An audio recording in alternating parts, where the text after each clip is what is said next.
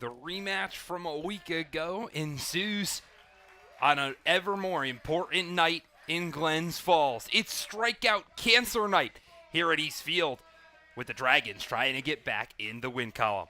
Welcome inside the historic East Field into our broadcast booth. I'm Nathaniel Cunningham, joined alongside Luke LaRose. And these two teams faced off just a little under a week ago. It was last Friday when these two squads took each other on, and the Dragons snapped a losing skid in that one with a 5-4 win over Oneonta. Today it is going to be a very similar matchup because the two starters that took the mound this past Friday do so again. For the Outlaws, it's Zach Rowe, and for the Dragons, it's Jeremy Graham. Jeremy Graham had a great appearance last time out. He's developed to a better pitcher, and Glens Falls struggling a little bit, lost last night down in Amsterdam. Oneonta is a pretty soft team, good chance to break another losing streak. Jeremy Graham looking to repeat what he did just 6 days ago against those Outlaws. In that 5-3 win, well, he had a quality start. Went 6 innings of work, gave up just 5 hits, allowed a run to come home and score. But he only struck out 2. He did walk 3. And what you saw out of Jeremy Graham was unlike what you saw out of him to start the year, not being afraid to let the defense behind him work. Not being afraid to let the defense behind him work. And over these last couple of stretches of starts, started a few games for Glens Falls, looked better as a starter than he has as a reliever. And he lets the defense work. Doesn't get a lot of strikeouts, but if the defense can play great behind him tonight, they're going to set him up for another quality start again today. Getting his 3rd start of the season in his 7th appearance. And you mentioned how he's been effective across those starts. Well, he's got a 2-0 record because he's had quality starts in both of those games. He does have an ERA that's north of 6, and that's through 16 innings of work. But we mentioned since taking over to start games, he's been really efficient on the mound and has an opportunity to continue to be efficient against an Oneonta team that is 4-27 as we enter the final 2 weeks of the season. Oneonta's playoff chances non-existent. The Dragons, though, are still there. Glens Falls sits 6.5 games out of that final playoff spot, and with a couple of other games happening tonight, or the important one, Utica and Mohawk Valley, was canceled. So now Glens Falls can at least climb back to within 6 games of Boonville, who is also canceled against Amsterdam. Chasing Boonville and Mohawk Valley, so those games being canceled are huge. If Glens Falls can beat Oneonta again today, the Dragons would be 14.5 games out of the first place Amsterdam Mohawks, who Glens Falls lost to yesterday 8-4. And maybe get ever so closer with 10 games left after today. So the Dragons, they need to get hot at the end of the season. That's when you want it to happen. We're done warming up. Jeremy Graham, the starter, comes set. His first pitch to Matthew Carrera is outside, and we're underway here at East Field.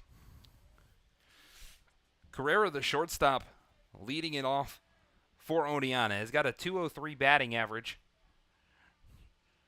He's got 6 stolen bases, so he has some wheels, but hasn't seen anything that he's liked so far. 2 pitches, 1 outside, 1 in the dirt for a 2-0 count.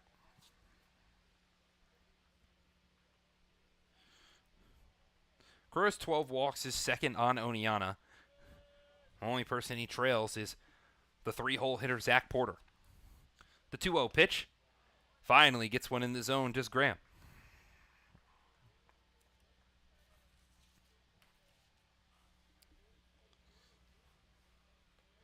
Carrera getting his 19th start of the summer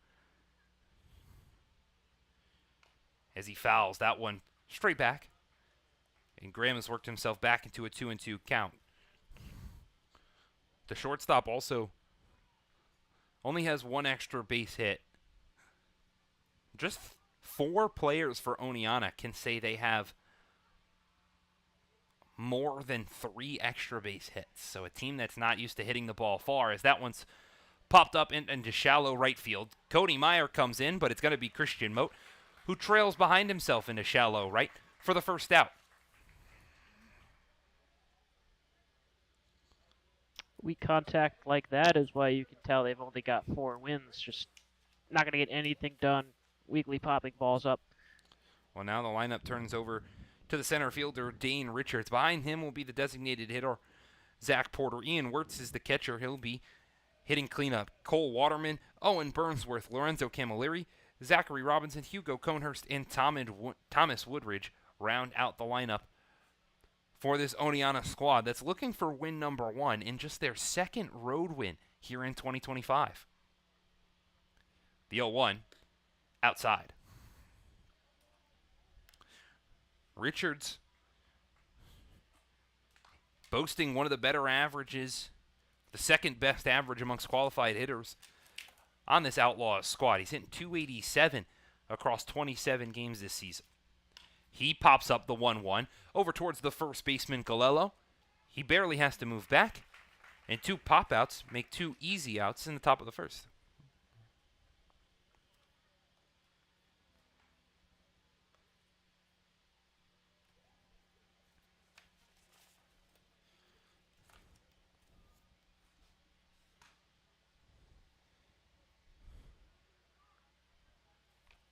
So now in steps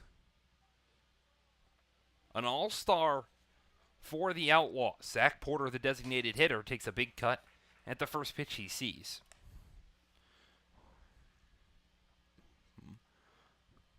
Porter has got a .273 batting average, but how about 5 doubles this season? It's 2 more than the next closest guy on the Outlaws. Got 9 RBIs to his name as well.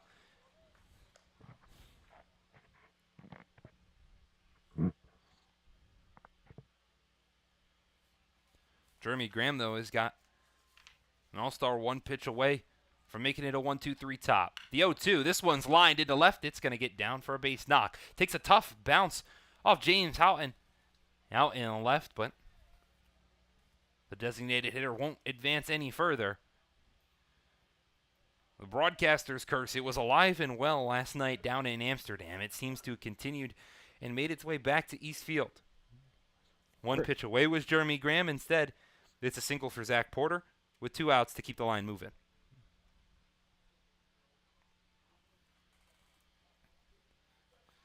So in steps the catcher, Ian Wirtz. He fouls off the first pitch he sees to the right side, down by the Dragons bullpen.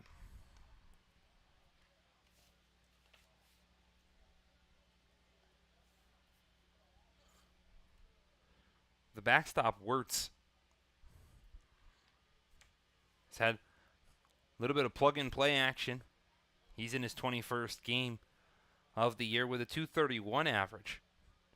He's one of just 3 players to have a home run for Oneonta this year.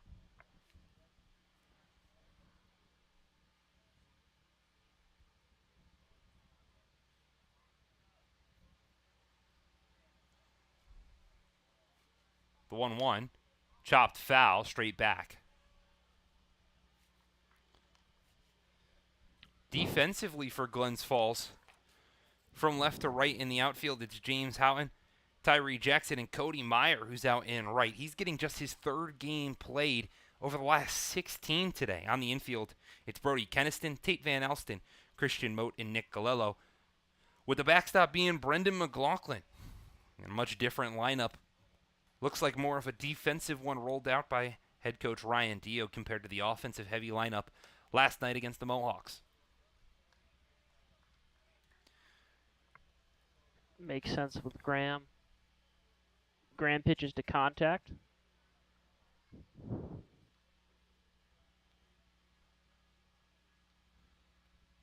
The 2-2.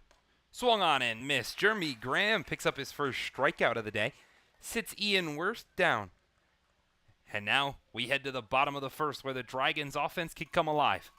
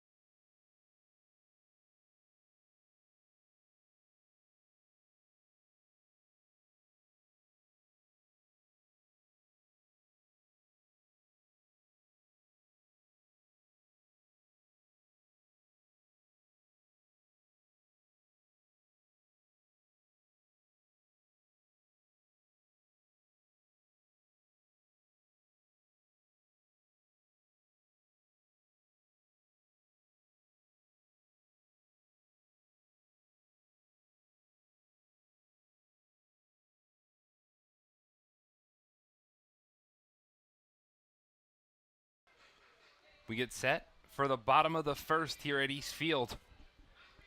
After Jeremy Graham goes and gets his first strikeout to end the top of the first, he hands the ball to his offense, who tries to be aggressive early against the Outlaws.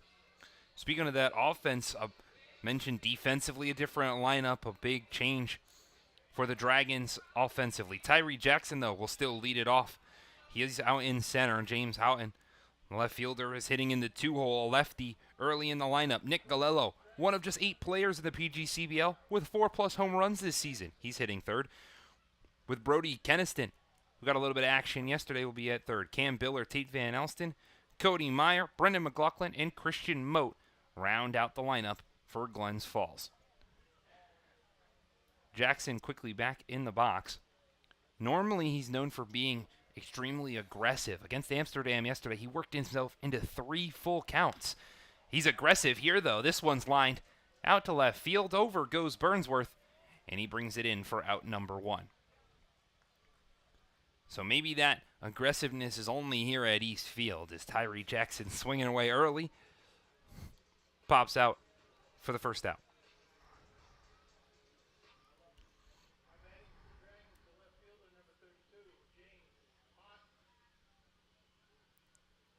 So in steps the left fielder, James Houghton.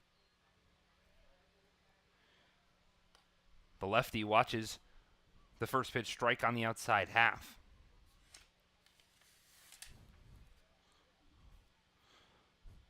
Houghton this season has seen a lot more playing time in the month of July. He's hitting .261 on the year. He's got a double to his name and only 2 RBIs. He's only walked twice compared to 9 strikeouts. The 0-2 is chopped off foul to the left-hand side. On the mound for Oneonta is the starter back on July 11th when these two teams last faced off. It's Zach Rowe. Back in that one, he went 5 innings, gave up 7 hits, allowed 4 runs, all of which were earned. He did strike out 6, though, and walked just 3. A breaking ball. This one's lined over towards the second baseman, Robinson, and it's 2 quick outs to start the bottom of the first.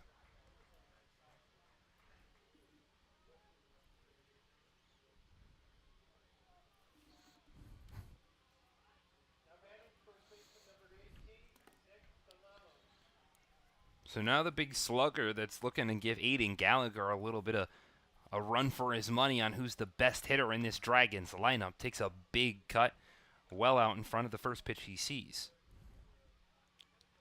But Galello's average has really increased the past couple of weeks, and he's forced himself to be an everyday player as he chops that one over towards Woodridge at third. He pump fakes once, throws across the diamond, and it's a 1-2-3, bottom of the first for Oneonta, who keeps it clean with a no-run first inning here at East Field.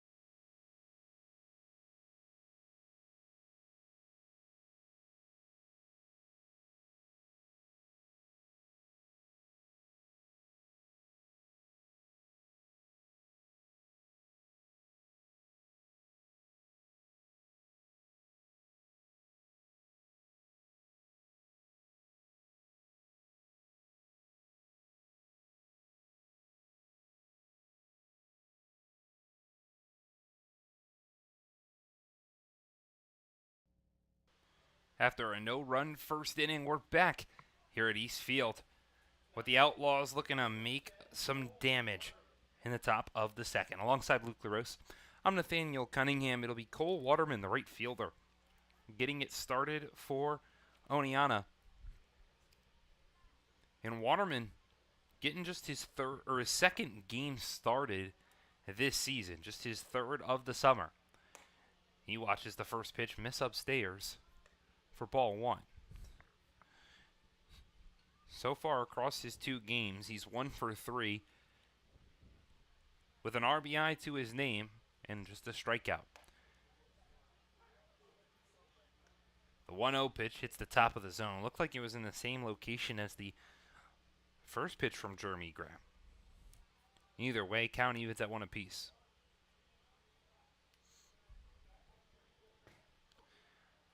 That one straight to the backstop from the righty.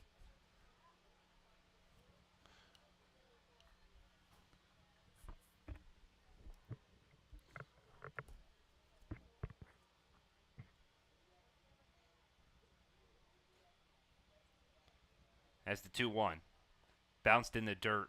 McLaughlin does a good job to block and keep in front. We know his defense will allow him to do that. Makes the count 3-1.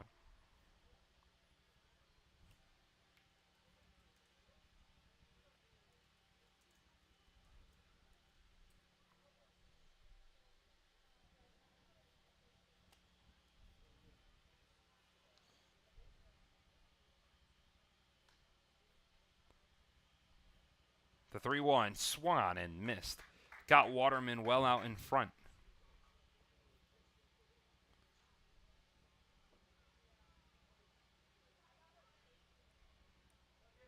Waterman headed to play baseball at General Area College. Coming off a high school season as he watches the 3-2 and draws the first walk of the summer. It's also the first free pass of the day given up by Jeremy Graham.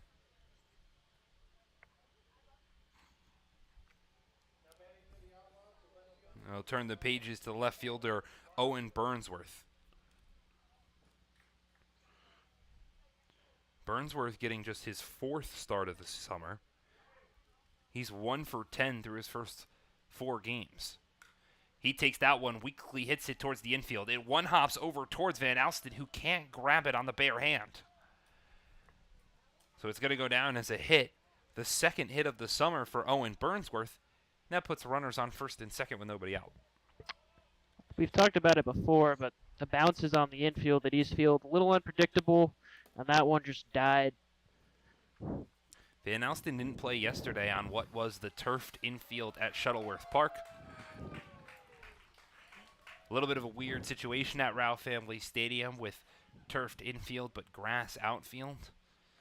Situation with the mound being a problem and a whole bunch of stuff going wrong that didn't go in the favor of Glens Falls. McLaughlin will go have a conversation with Graham on the mound. It's Lorenzo Camilleri who stands in the box.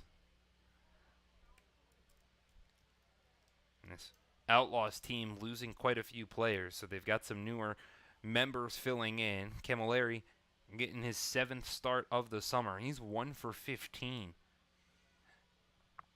He watches a first pitch hit the outside half.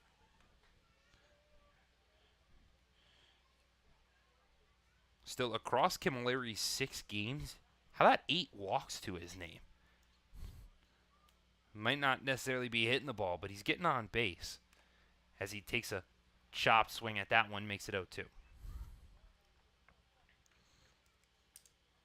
For a guy that's got a batting average of .067 for an on-base to be just shy of 400, is pretty impressive for the first baseman.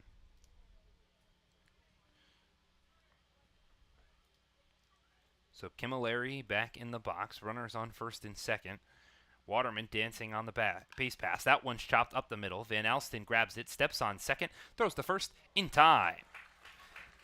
So after not grabbing the barehanded play, Tate Van Alsten turns a double play by himself to make it 2 outs as Waterman advances to third.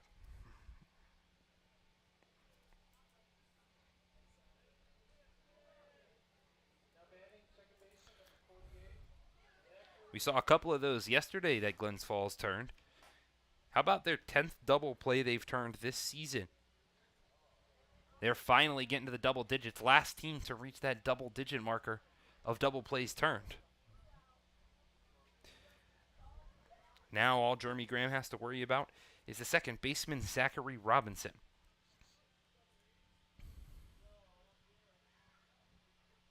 1-0 is in there. Robinson this season's got a 184 batting average. He leads Oneonta in a category he doesn't really want to. 23 strikeouts. As he watches the 1-1 get away from McLaughlin behind the plate, and a rare mistake from the catcher. That's going to go down as a passed ball on McLaughlin. That one was in and out of his glove. And that's going to allow the first run to score for Oneonta. They lead it 1-0 here in the top of the second.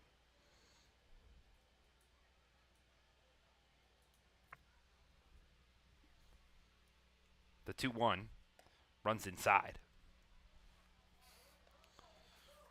So Graham not going to get the earned run there. But they'll say walks will kill you, and that leadoff walk does turn around to hurt the starter.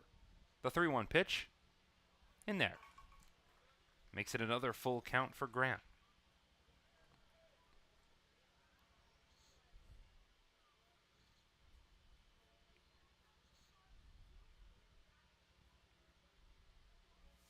The payoff. Runs inside, and now it's a 2-out walk. The second of the frame for Jeremy Graham. And with Glens Falls currently in the midst of an 8-game stretch, they need their pitching staff to be as bunkered down and clutch as possible. The Dragons did burn through a handful of pitchers yesterday. Granted, none of them really threw extensive time, as the first pitch to Hugo Conehurst is fouled off down the third base line. But yesterday, it was Colin McMahon who got the start. Then O'Connor came in for 2 innings of work. Aiden Newhall got hit around within an inning, and then Cam Biller came in to take care of business.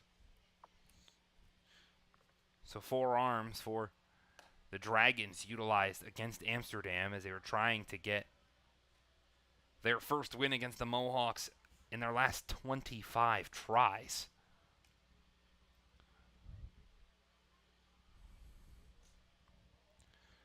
Conehurst, the extra hitter, takes a big cut at the 1-1, but it's going to be popped into foul territory and over towards the parking lot. The good news for Glens Falls is that tomorrow is an exhibition or a non-league game against the Albany Athletics, so maybe not the best arms for Glens Falls will be thrown out tomorrow. We'll still have you covered for that game. The 1-1, or the 1-2 is swung on and missed. Graham gets his second strikeout of the day, but a run comes around to score, and Oneonta, they're looking for win number 5. They've got an early 1-0 lead to do that.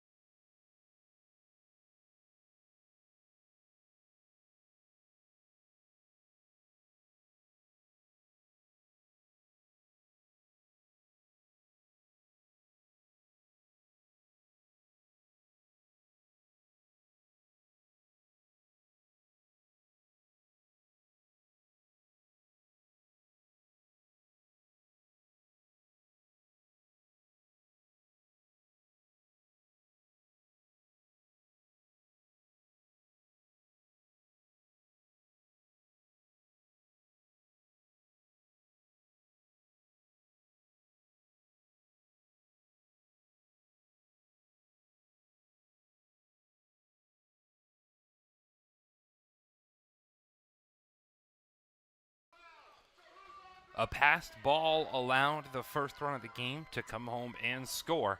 And now the Dragons trail 1-0 in the bottom of the second. Nathaniel Cunningham joined alongside Luke LaRose. It'll be 4, 5, and 6 after a 1-2-3 bottom of the first. Brings up the middle part in the Glens Falls lineup. It's Brody Keniston, who watches a first pitch breaking ball from Zach Rowe in there for strike one. The 6'2" lefty from SUNY Oneonta throwing a couple of big breaking balls that have found the zone and really fooled this Dragon squad. The 1-0 misses outside. Red Dragon, SUNY Oneonta. Keniston so far this year, starting his second game, did play last night as a pinch hitter and a substitution. He's 1 for 4 with an RBI and a walk to his name.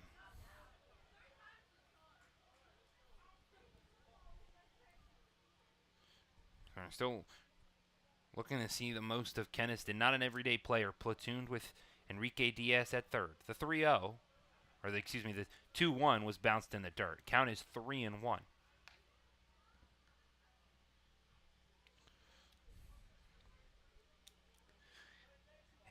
Keniston took over for Diaz defensively after Enrique Diaz made a crucial error in the fourth inning. Well, in the fifth, Keniston made an error himself that allowed a run to score.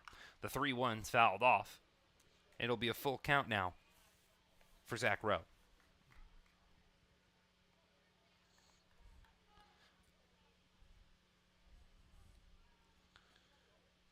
The defense for Glens Falls was surprisingly not nearly as bad as Amsterdam's last night. They had 5 errors in the game. The payoff. This one's fouled off. We'll get out of play as it's hit almost off the hands of Keniston, who will reset. Really, the key in that game, though, was when head coach for Amsterdam, Keith Griffin, noticed Keniston was not on the lineup card. He wasn't an active player in the game. That was in the bottom of the 8th with nobody out. Keniston was then called out, and that kind of ruined all momentum Glens Falls had grabbed. The payoff once more is chopped foul.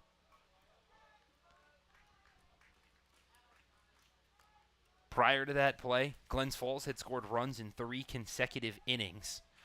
And even though Amsterdam had put a 3 spot up in the bottom of the 7th, it gave a prime opportunity for Glens Falls to respond in the top of the 8th. The 3-2. Breaking ball outside. It's the second walk for Brody Keniston. And is a leadoff base runner for Glens Falls.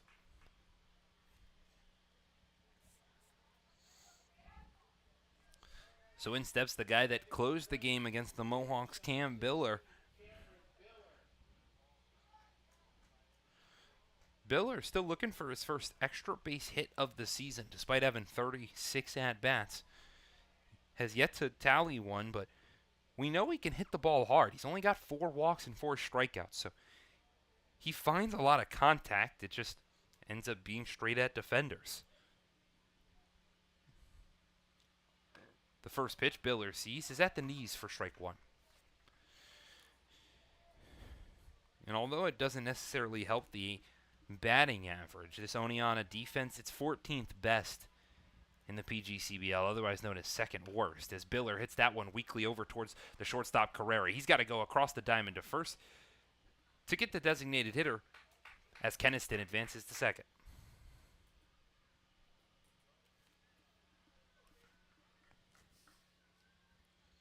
So no chance for the shortstop Carrera to turn 2. Instead, just gets the force out. But now there's a runner in scoring position for Tate Van Alsten.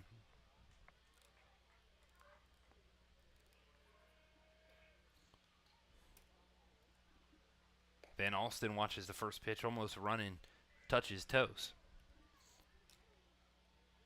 Van Alsten, just like Biller, has been used out of the bullpen a couple of times this season, but he's seen a little bit of more action so far as well. He's just hitting 188 this year. But he's got a double and a triple to his name. And only 2 RBIs this season.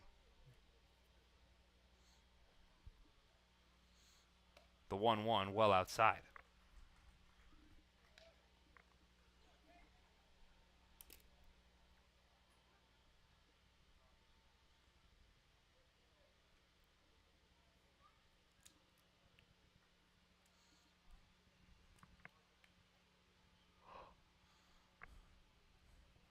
2-1. Swung on and missed by the shortstop. So Keniston, the third baseman, dancing around on the base pass. We haven't seen the RPI guy dance around on the base paths too much. The 2-2. This one's fouled off to the right-hand side.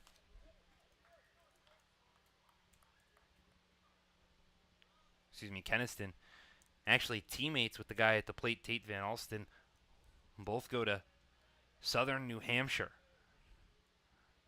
Part of the Penman. As now Van Alsten watches a 2-2 pitch outside.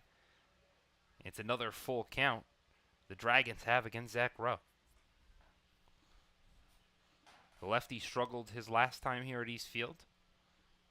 As he comes set. Takes a look. Takes a second. The 3-2. Breaking ball. Gets the outside half for strike 3. It's the first strikeout of the day for the starter, Zach Rowe. Picks up a much-needed out number 2 to bring up the right fielder, Cody Meyer.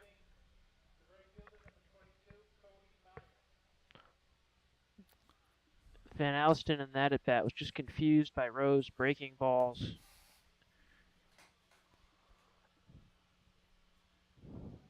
The first pitch to Myers, a breaking ball that's outside. Mentioned it early, Cody Meyer playing just his 3rd game in the last 16. He's played in just 2 games in the month of July. A guy that started the season off hot, lost his job, and hasn't got it back. He's got a chance to make some pop with a runner in scoring position.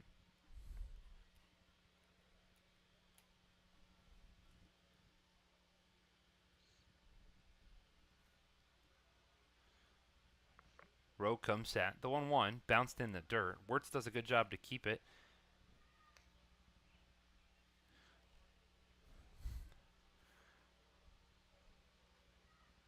And the backstop for Oneonta has been tested quite a bit this season. Ian Wirtz has only caught 4 runners on 47 attempts. As the 2-1 is chopped foul down the third baseline and a mini dust storm occurs from the home plate area.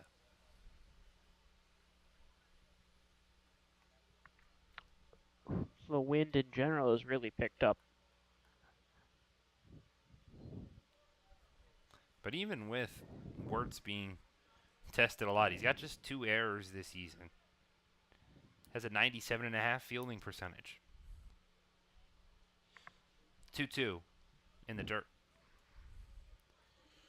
So now it's back-to-back hitters in 2 of 3 that have reached full counts against Rowe. The first one went in favor of the Dragons. The second one, the starter came out on top. This time the payoff is swung on and missed. Zach Rowe gets back-to-back Ks to strand a runner on second as the Outlaws keep their 1-0 lead here at East Field.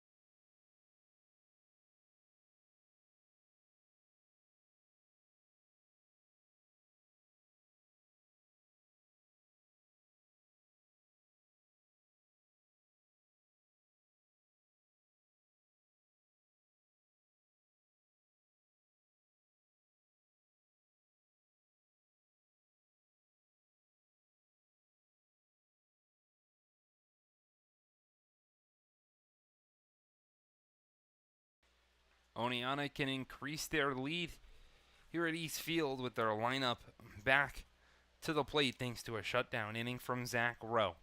It'll be the third baseman, Thomas Woodridge, and the 10-hole hitter to start it. He watches the first pitch that was nowhere near the zone, but home plate umpire Aaron Bouchy calls it a strike. Not often that you could say that with that much conviction, Luke, but that pitch was in the right-handed batter's box as this one's chopped over the head of Graham, thrown to second, and it's thrown away at first. An error by Tate Van Alsten will allow Woodridge to reach second. So they're going to give a single to Woodridge. They're saying he was going to beat it out because of the high chopper, and then he advances on the error.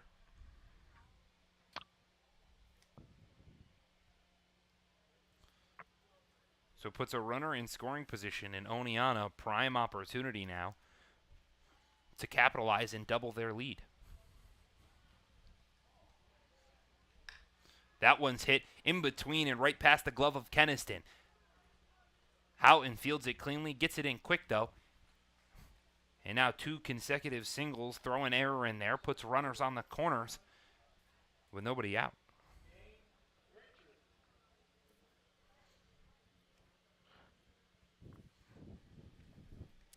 Don't think this was in the bingo cards today. Oneonta absolutely striping the baseball. Picking up a couple of hits off Jeremy Graham. Maybe they learned from this past Friday. And keeping some notes in their back pocket. Dane Richards, the center fielder, stepping in. He watches the first pitch on the outside half. So far today, what I've noticed with Graham is he likes to throw that fastball up in the zone. That's why he got those pop-ups earlier. But if they can square up on it, they'll hit it hard. The 0-1 runs inside, almost nails Richards. He just gets out of the way. Wants to throw that fastball up and the breaking ball down, but if they can catch up to the high heat, they square it up like that last hit. Runners on the corners. Nobody out. The 1-1 to Richards is chopped foul over towards the left-hand side. Graham definitely concerned on whether or not Carrera is going to go run on the base paths. He's got 6 stolen bags this year. Has yet to be caught. He's definitely dancing around at first. The 1-2 is popped up. This one in foul territory to the left-hand side. Keniston steps over and takes it off the glove and off his head. So a bad read from Brody Keniston in third base. Defensive struggles from the new guy at the hot corner means it's a new life for Dane Richards.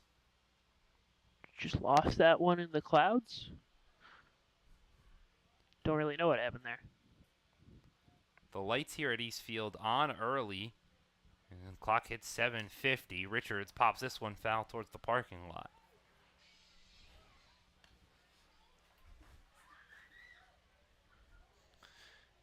We saw an error yesterday against Amsterdam. That's why Enrique Diaz was taken out of the game and replaced by Keniston. So wonder if maybe a mistake like that results in a similar reaction from head coach Ryan Diaz. They're going to go check over on first. Easily getting back is Carrera. Yeah, catching a routine pop-up like that in foul territory essentially steals an out. And it's a big out, too, because even with the all-star Zach Porter waiting in the wings, an out like that puts up a double play. So it's a strikeout for Jeremy Graham to get a much-needed first out here in the top of the third. And now the Dragons have that double play set up.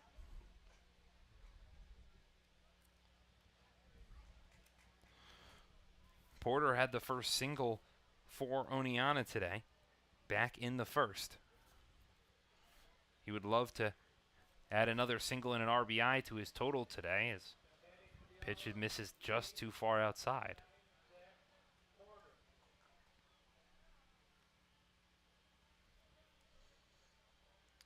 Porter this year has got 9 RBIs. So they're going to go check over at first again, but in back easily is Carrera.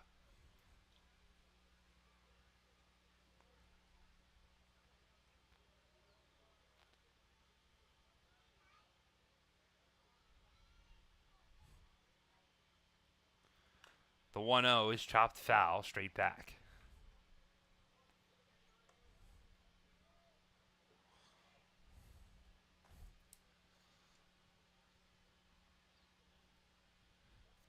So again, both games that Glens Falls really cared about, Utica against Mohawk Valley and Amsterdam against Boonville, both canceled. So now all the Dragons need to do is focus on today's contest against the Outlaws. That'll help them move back up the standings.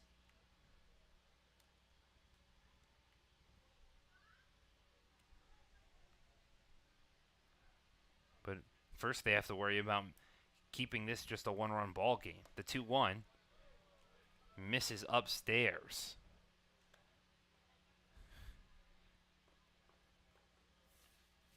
Home plate umpire Aaron Bouchy's definitely had an interesting sort of zone here today.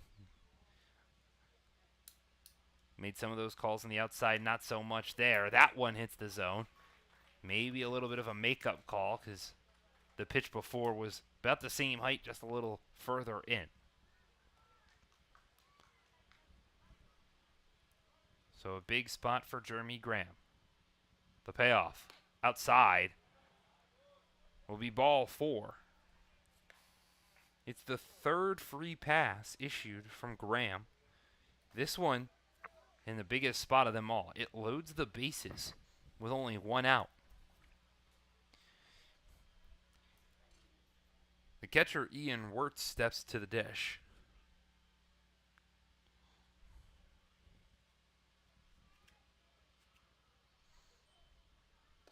As he watches a first pitch off speed pitch in the zone. Wirtz has not grounded into a double play this season. And it's surprising to see the Dragons not bring the corners in case it's hit down there to go home to get the force. Traditionally, especially with only 1 out, you would see those corners of Keniston and Galello come in, and then anything hit to them, they would come home, prevent the run, and then potentially go back to first to turn a double play. In the middle, you turn 2 always. The 1-1, an off-speed pitch, but it stayed too far upstairs. Instead, it's just normal defense for Glens Falls, and maybe they believe their offense will be able to take care of any damage that could possibly get done. The 2-2, this one's chopped foul. So it's Woodridge at third. He started this with a single and then got to second on an error. Carrera singled himself to make it first and third. Richards went down swinging, and then Porter drew a walk. That's how the bases have been loaded. The 2-2. Breaking ball upstairs. So back-to-back full counts for Graham. He's got to deliver to Wirtz, who he struck out swinging the first time. The 3-2 pitch. Upstairs for ball 4. And now the 4th walk of the day. Walks in a run. Now Oneonta leads it 2-0.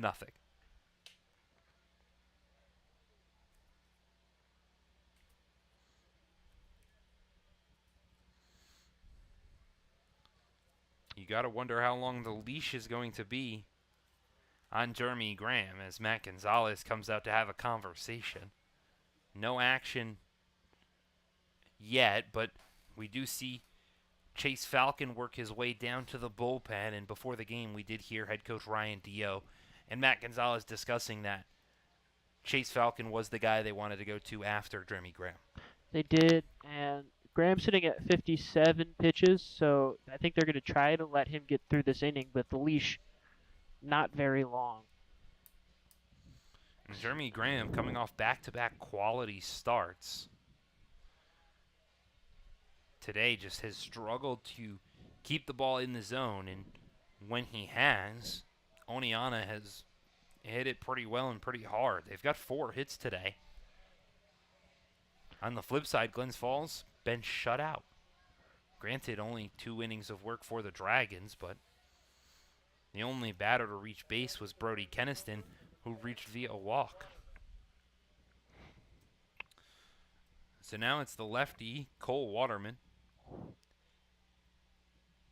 He steps to the box. He's had a walk his first time up. He came around to score for the first run of the ball game.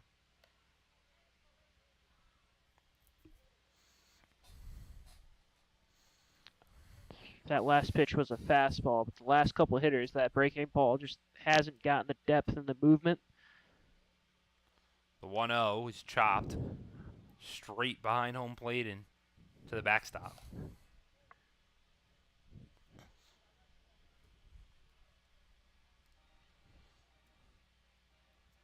The clouds above East Field moving and dipping with quite some speed. It gets dark, and then all of a sudden the skies will open up and the sun is pouring down. The 1-1 pitch outside.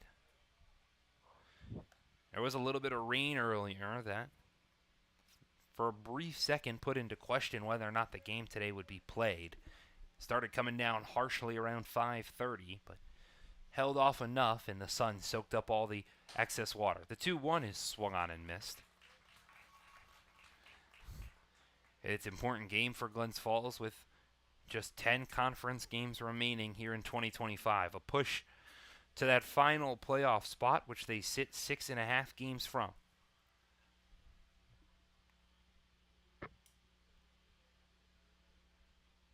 The 2-2. On the outside half for strike 3. So Graham strands the bases loaded. Or excuse me, that's out number 2. The bases stayed juiced, but it's a big out for Jeremy Graham.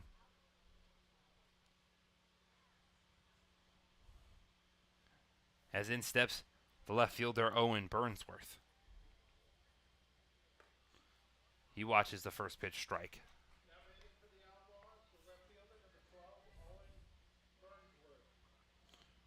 If Graham somehow gets through this inning only giving up 1 run, I think that would be a massive, massive success. Burnsworth fouls this one off to the right-hand side, and now Graham's 1 strike away. Burnsworth did single his first time up, but then he was on the bad part of a double play. He would love a single now. Bring a couple more runs and tally his second RBI, maybe more of the season.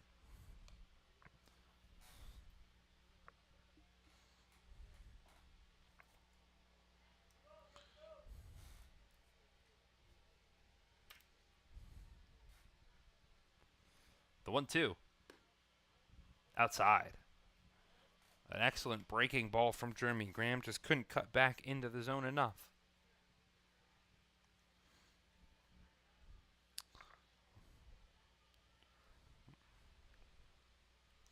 Juice is wild here in the top of the 3rd. The 2-2. Check swing. No way he went around. So another full count.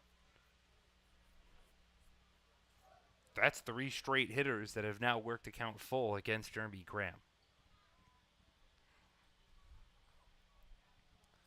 The starter comes set. The 3-2. This one's popped up into foul territory. Over goes Keniston, but it's going to get out of play.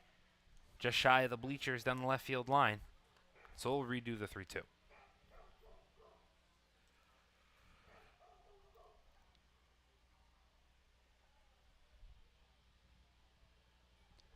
Big out here that Jeremy Graham needs. Keep this game within reach. The payoff. Swung on and missed. Jeremy Graham gets the K. His 5th of the day. But Oneonta adds another. They've got it 2-0 as we head to the bottom of the 3rd.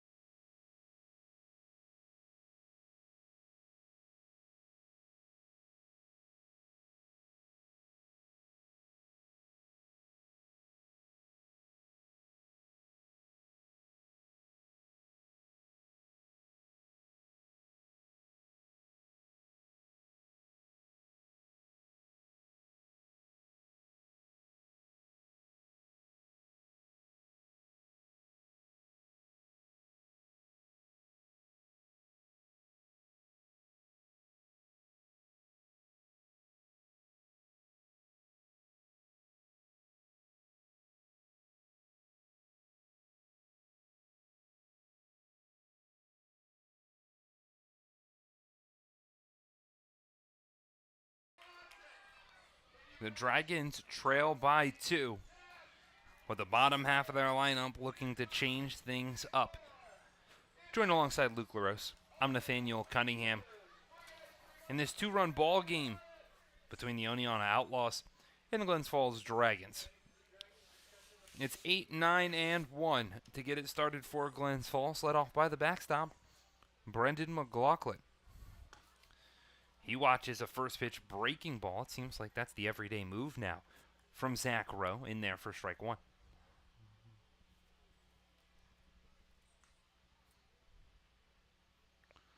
That one's lined over towards the shortstop, Carrera. He backhands it, throws across the diamond. A great stretch at first. Steals a hit from Brendan McLaughlin. Would have been just number 5 on the season for the catcher. Instead, he jogs back to the dugout to get the gear back on.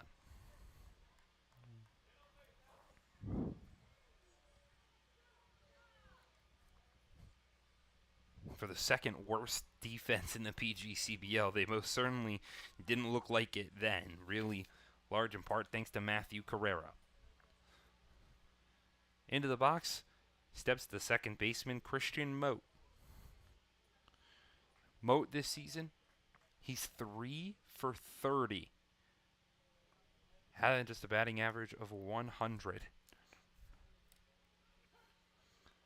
He's really struggled too with the strikeout numbers. He's got 14 strikeouts, just 5 walks.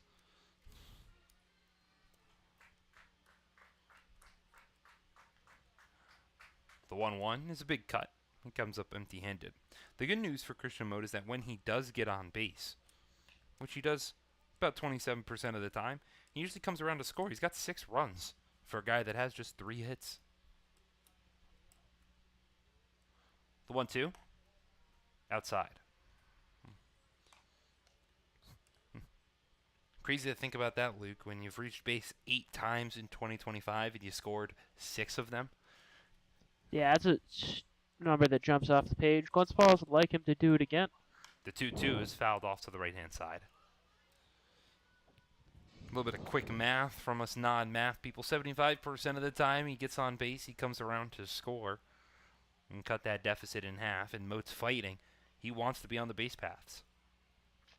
Rowe, who has been absolutely stellar to his first 2 1/3, throws one upstairs to have a full count, and it was very quick and easy, but Rowe looked at Wirtz and gave him the change-up signal, shoved the glove right at him. So imagine an off-speed. The payoff is a breaking ball in the dirt.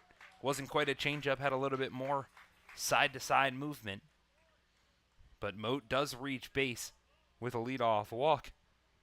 And that usually means good things for Glens Falls. Yeah, Moat did a great job of laying off that one earlier in the bat. He swung at probably the same pitch down in the dirt, but he laid off that one. Good adjustment. In steps the center fielder, Tyree Jackson. We know the uber-aggressive center fielder. If he gets a pitch he likes early, he'll swing away.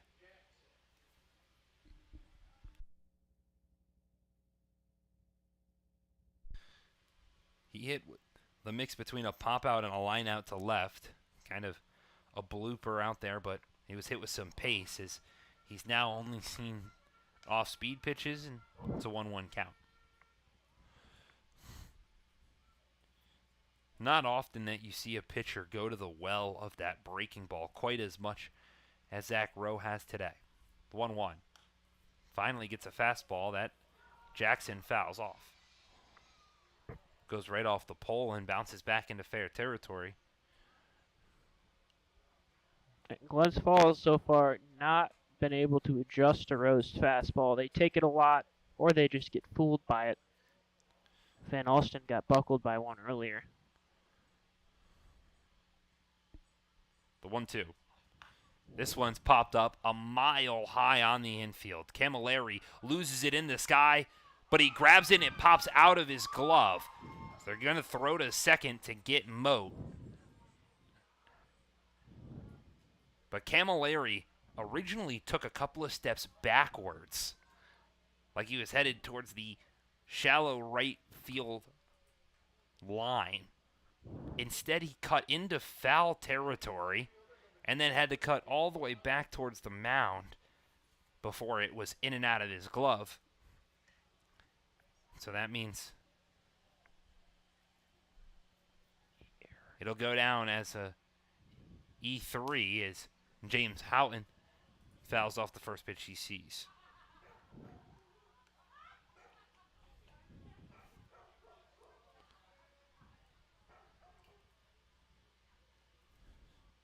Jackson, we know he's got speed, so maybe see him try to steal an extra 90 feet if he can, but Houghton doing a good job watching the 0-1.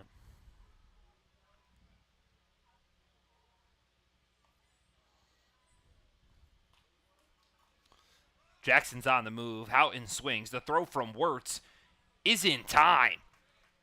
How about Ian Wirtz throwing out his 5th runner of the season? And all momentum stands with Oneonta. They lead it after 3, 2-0 here at East Field.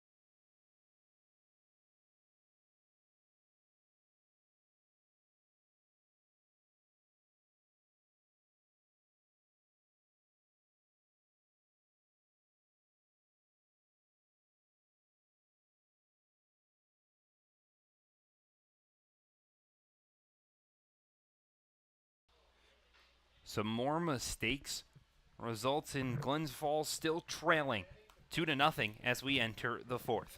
I'm Nathaniel Cunningham, joined alongside Luke LaRose. Glens Falls has just been silent so far through the first 3 frames, and when you have Tyree Jackson, who started the year with 6 consecutive stolen bases over his last 4, he's just 1 for 3 now. It's not going to help with a speedster on the base paths getting caught.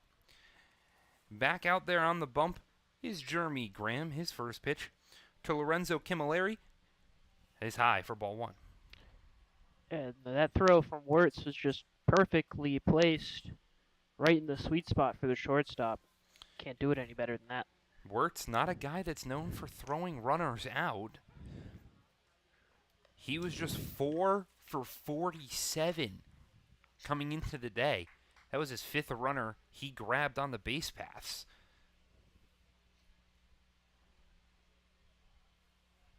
The 1-1. This one's hit hard, but it's going to curve just foul, and it's going to land out on the street.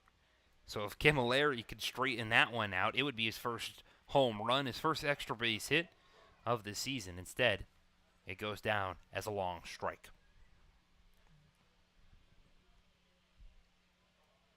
The 1-2 runs inside, almost nails the first baseman. Camilleri grounded out to it is as a double play his first time up.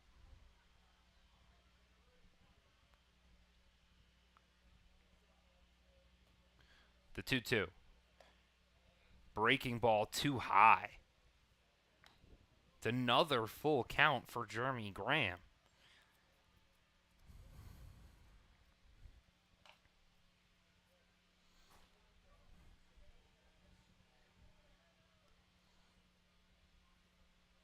The 3-2 pitch.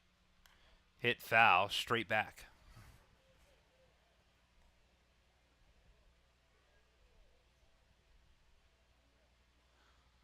That foul ball was pitch number 75 for Jeremy Graham. So 3/4 of the way to the century marker.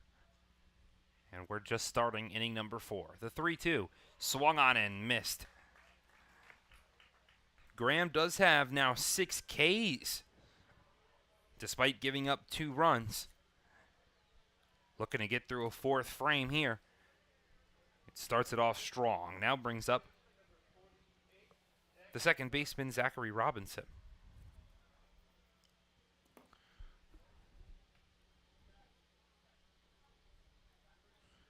Robinson, one of 4 players to draw a walk so far today.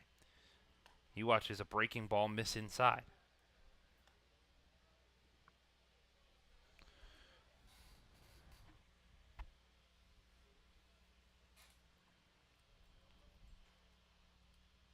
The 1-0. Chopped weakly over towards Keniston at third. He picks it cleanly, throws across the diamond, not in time. So Robinson was cooking it down the line, is able to beat out a throw to first. And he reaches base. The 4th straight inning, Oneonta has had a runner on.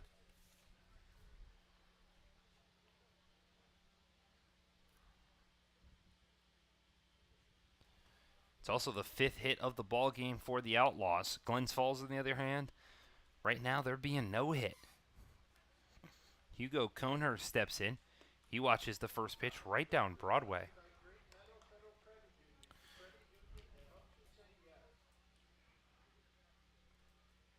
No wonder Robinson was able to beat it out. His 10 stolen bases, second on the team. He's dancing over there at first as the ball bounces. McLaughlin does a good job to block it.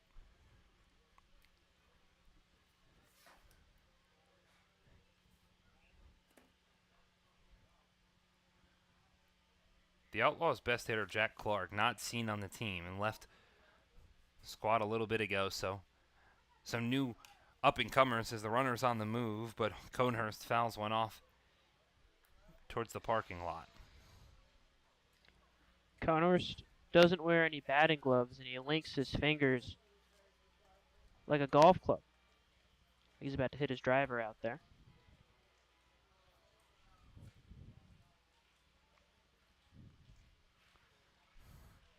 The 1-2 from Graham. Chopped. This one back over to Keniston, who grabs it foul. What a heads-up play from the third baseman. Instead of attacking that ball, he put on the brakes, let it hit on the kind of grass dirt line, and then kicked to the left. Because he grabbed it in foul territory, both runners have to go back. You obviously run the risk of Conehurst getting a better pitch and swinging it further, but there was no play to be made with Conehurst cooking it down the first base line. So after making an error, heads up play from the third baseman as Graham comes set, this time again for the 1-2. The pitch. Breaking ball, fouled straight back. Couple of fans by the fences got a little scared at a comeback or those couple feet from their heads.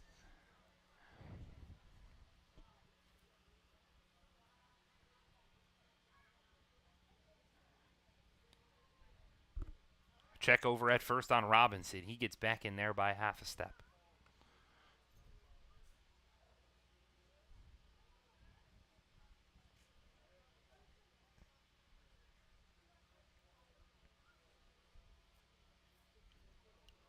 The 1-2 swung on and missed. How about 7 strikeouts for Jeremy Graham? He's got out number 2 in the top of the 4th. Strikeout numbers way up from last time out. Now he's got to face another lefty in Thomas Woodridge. He's going to go check over at first. It gets away from Galello. On the move is going to be Robinson towards second, and he'll get in there with ease.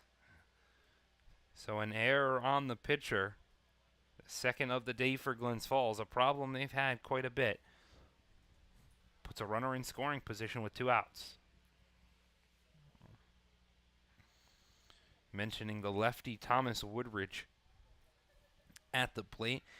He singled to start off the third, and then Oneonta would later come around to score one. He chops this one over towards Moat at second. He fields it cleanly, throws to Galello at first. And it's clean work despite the error from Jeremy Graham.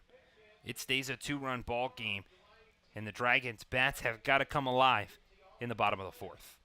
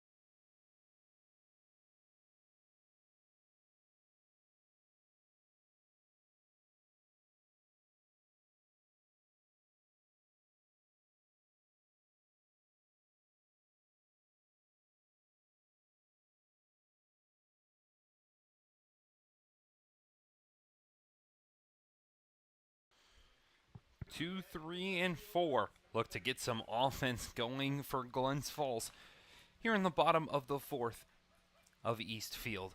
Alongside Luke LaRose, I'm Nathaniel Cunningham. James Houghton gets it started for the Dragons. He lined out to second his first time up. Hit it hard. Just died before it could get into the outfield.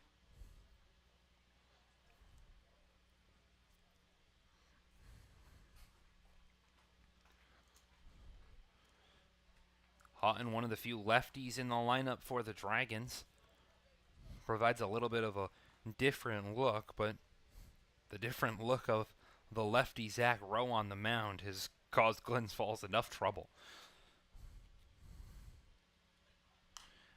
Houghton fouls that one off to the left-hand side. Technically, 3 runners have reached base, but 2 of them via walk, 1 via an error, and one of those walks was caught because of a fielder's choice. The other one was Tyree Jackson, who was caught stealing. And now James Houghton watches strike 3 at the top of the zone. So Zach Rowe is cruising here at East Field. He's got strikeout number 3. And right now he's throwing a no-hitter to these Dragons. So far, Glens Falls not been able to get real hard contact. The first pitch now to Nick Galello is skied over towards the right-hand side. Over goes Camilleri, but it pops in and out of his glove. That ball looked like it was going to be well foul and out of play. Because of that wind here at East Field that's blowing directly out to left, it caught the ball and put it right in front of the Dragons' dugout, and the first baseman couldn't keep it in his glove. So it's a wild first strike for the first baseman, Nick Galello. The 0-1 pitch. He drills this one. He knew it the whole way. Nick Galello hits the house. How about 5 home runs in 2025? Only 2 other players can say they've done that. And this lead is cut in half. The Dragons got it. 2-1 now. That ball was crushed.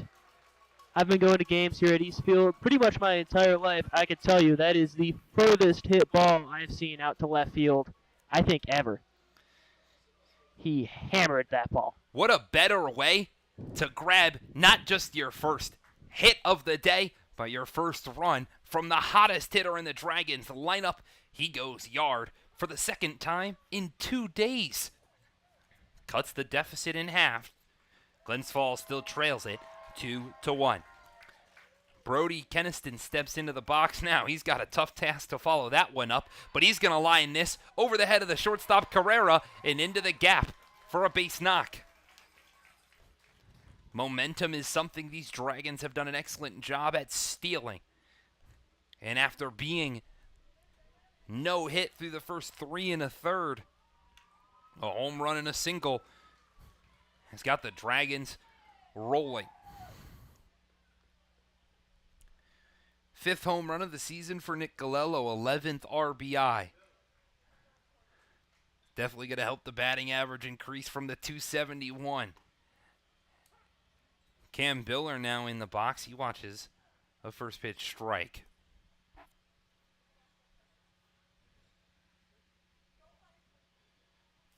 Mentioned it.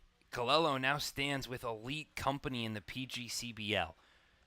One of 3 players, himself, Jamie Z of the Saugerties Stallions, has 5 home runs. He hasn't hit one in a couple of weeks.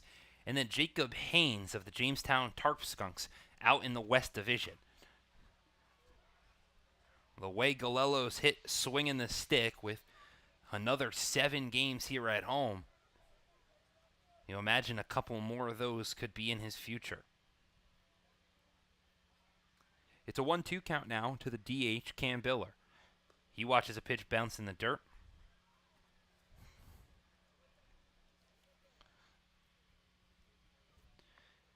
I think that's the first time this season we've seen a true no-doubter, too. The 2-2. Runs inside, gets away from Wirtz behind the dish. Keniston will easily take second. And the count draws full for the DH. So now there's a runner in scoring position with Biller that would love nothing more for than RBI number 4. And prime chance to do so. Rowe comes set, takes a look at second. The payoff is hit out into right field. Back goes Waterman. He loses it in the air, and it's off his glove. Biller digging for 2. Keniston is not going to get set. And Cam Biller, how about your first extra base hit of 2025? That'll put 2 runners in scoring position with only 1 out here in the bottom of the 4th.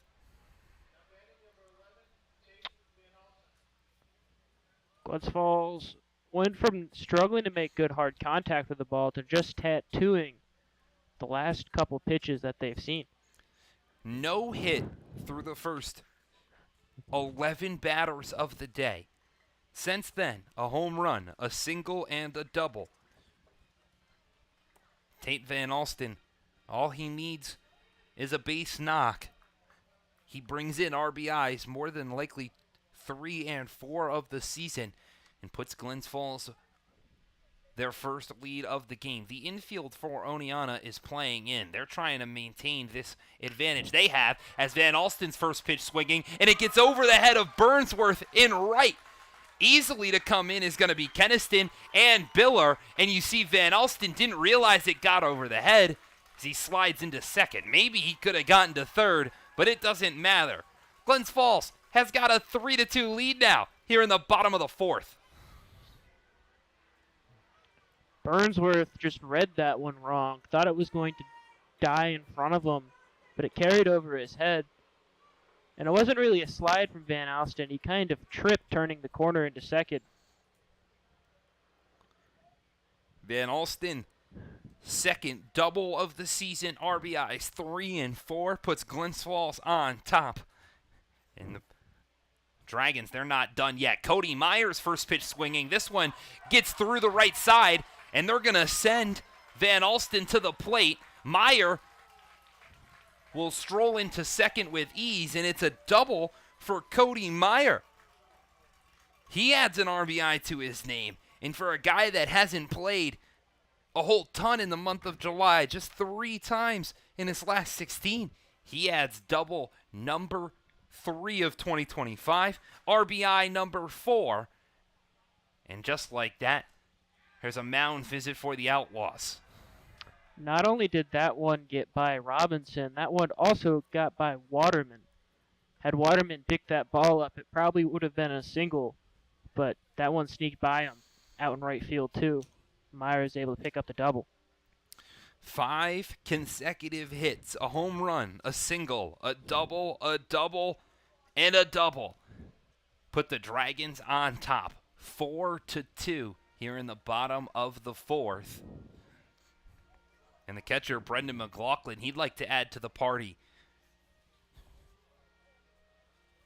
Zach Rowe, he looked like it was going to be no problem for him today at East Field. No hitting the Dragons through 3 1/3. Has yet to get an out since. The first pitch to McLaughlin is a breaking ball. The first pitch in a while that the Dragons have taken.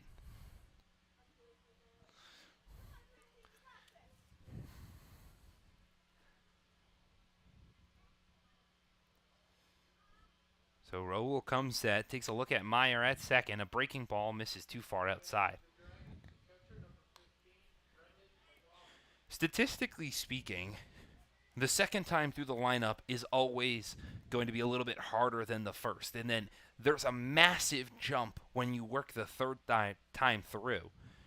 But for Glens Falls to attack like they have here this second time, it's now forced Oneonta to get some arms moving in their bullpen.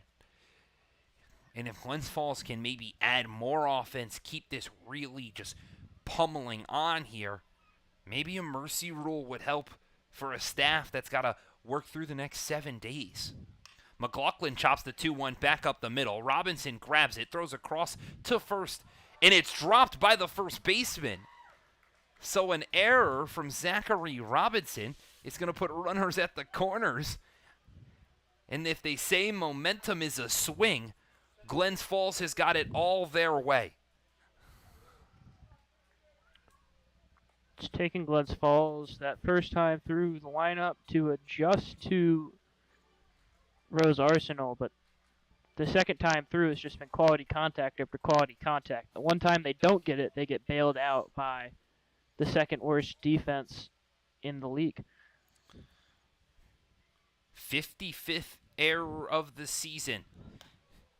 And the 4th of 2025 for Zachary Robinson. Christian Moat steps into the batter's box. He's the 8th hitter to come to the plate in this inning. A little bit of a dust storm from over at first is going to have home plate umpire Aaron Bouchie take a step aside and get some of that dust out of his eyes. And we saw Moat square to bunt. He's done that a couple times this season. Has been absolutely excellent at just laying down bunts. Something that this Glens Falls team actually has struggled with as a whole, but Moat has been successful as he pulls back, but the curveball hits the outside half either way. A well-placed bunt probably scores Meyer. It moves McLaughlin into scoring position. And third and first baseman coming in. Moat doesn't square to bunt this time as some dust kicked up, and count will be 2-1. That wind is died down at times, and then it kicks up like it is right now. Picks up a bunch of dirt, dust, some of the chalk stripe, and it's really just been an absolute dangerous place here. Moat pops this one out into shallow right field. Waterman grabs it. The tag from Meyer at third. The throw is high, and the tag not applied. Wirtz did an excellent job to go up and grab that baseball, but it was just too high of a throw from the right fielder, Cole Waterman. So the Dragons are now on top 5-2, thanks to a sacrifice fly from Christian Moat.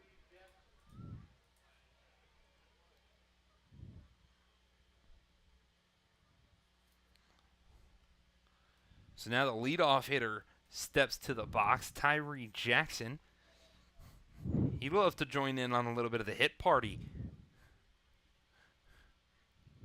He swings at the first pitch, fouls it off as McLaughlin was running towards second. So maybe a hit and run from head coach Ryan Dio. Instead, McLaughlin will have to go back. The backstop hasn't attempted a stolen base this season, so interesting to see McLaughlin go there.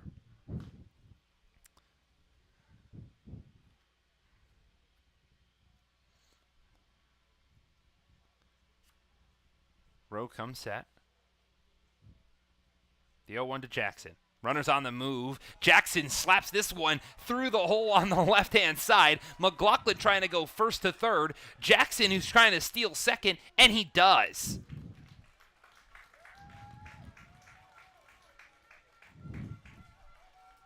Goes down as a double for Tyree Jackson, showing off the wheels. Puts two runners in scoring position with 2 outs.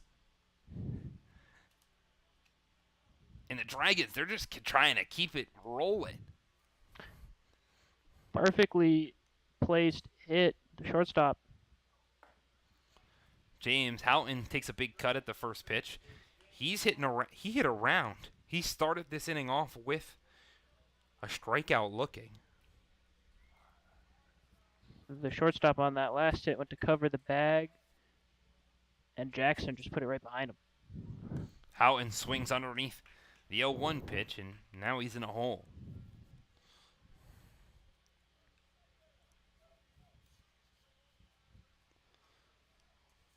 Lefty on lefty crime being a little tough for James Houghton. The 0-2 runs inside. Tyree Jackson's double was the 4th of the season. And he showed off those wheels because now all Houghton has to do is put one in the outfield. The 1-2 pitch. Breaking ball upstairs. That's been a 50-50 pitch for home plate umpire Aaron Bouchy all day. This time it goes in favor of the Dragons, who are getting every call, every play their way. The 2-2. On the outside half, maybe a little bit of a makeup call. Sends Houghton down looking for the second consecutive time, and finally stops the bleeding for Oneonta. But a home run from Nick Galello got the scoring going, and then 4 more extra base hits put a 5 spot up in the bottom of the 5th as Glens Falls leads it 5-2. Pitching change.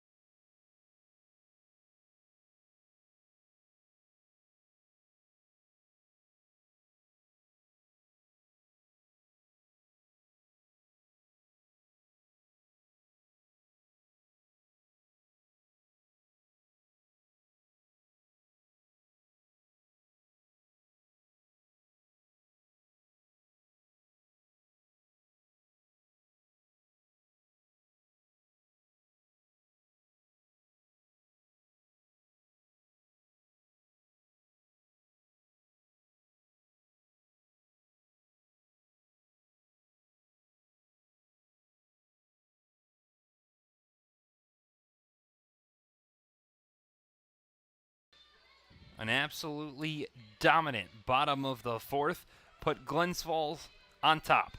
They've got it 5-2 as we enter the 5th inning here at East Field. Alongside Luke LaRose, I'm Nathaniel Cunningham. Jeremy Graham, his day has come to an end after 4 innings of work. He gave up 5 hits, allowed 2 runs, only one of which was earned. He walked 4 batters, but he struck out 7. Taking over on the mound is the righty Tyler Neller, whose first pitch that he throws to the leadoff hitter Matthew Carrera is fouled straight back. Neller so far this season has got an 11.57 ERA across 4 2/3 innings. This will be his 4th appearance of the summer, as he's given up 6 earned through those 4 2/3. The walk numbers have really been the staggering piece. He's got 7 walks to just 4 strikeouts in under 5 innings of work. And the last time that Neller took the mound was back on July 7th against the Saugerty Stallions in a 14-4 Mercy Rule loss for Glens Falls, where he went an inning and a third, gave up a hit, allowed 3 runs to score, only 2 of which were earned, but he walked 3 in that matchup and struck out 1. He's got a full count pitch that hits the bottom part of the zone for strike 3. They say momentum's a swing. Well, it's swinging in the favor of Glens Falls. Maybe a little bit of a low pitch called in favor of the reliever. And Neller picks up his 5th strikeout of the season. I think Glens Falls' momentum is fueled by a couple questionable calls. Now the first pitch to Dane Richards is outside for ball 1. Richards today 0 for 2 with a strikeout and a weak pop out down the first base line. The 1-0 swung on and missed. Richards gave us a nice little breeze here in the broadcast booth. He had the dreams of putting that one exactly where Galello put his.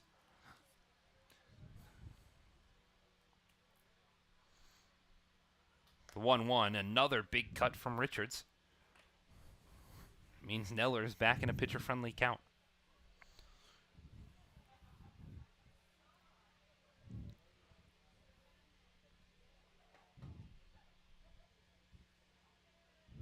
The 1-2, fouled off to the right-hand side.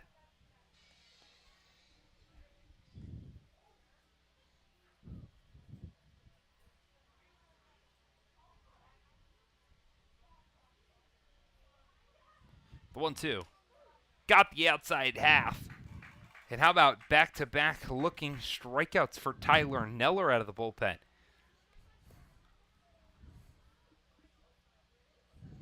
Stellar work for the sophomore so far this year.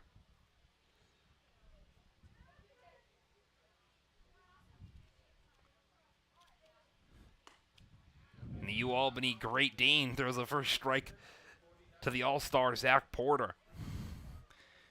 Neller teammates with Jackson Mueller, who's not in today's game. Had a little bit of a rough time yesterday against the Mohawks. He avoided the golden sombrero, but had 3 strikeouts in that one. So head coach Ryan Dio decided to give him the day off. So the 1-1 misses well outside. Goes straight towards the backstop.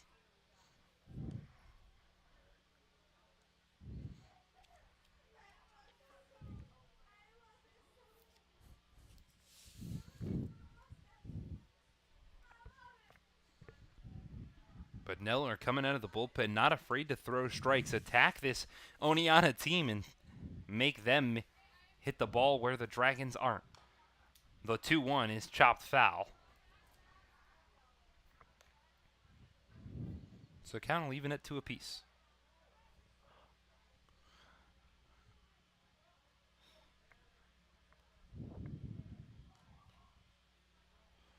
Neller 1 pitch away. Bounces it in the dirt, and now he's got his first full count of the evening.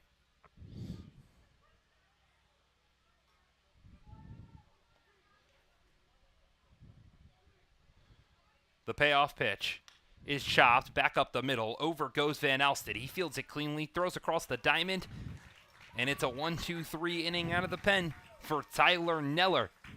Keeps the Glens Falls' 3-run lead as we head to the bottom half of the 5th.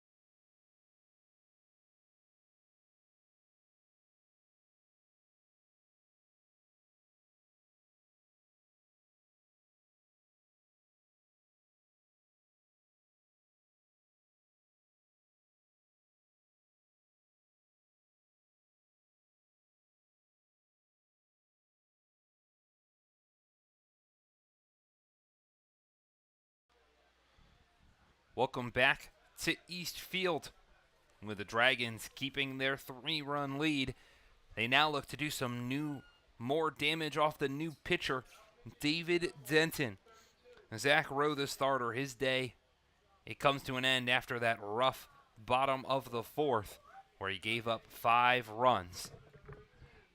And it was just a brutal outing for Rowe. After 4 innings, gave up 6 hits, 5 of which were extra base hits, allowed 5 runs, 4 of which were earned. He only walked 2 batters and struck out 4. Galello, the big slugger, steps in to welcome Denton out of the pen. He watches the first pitch ball.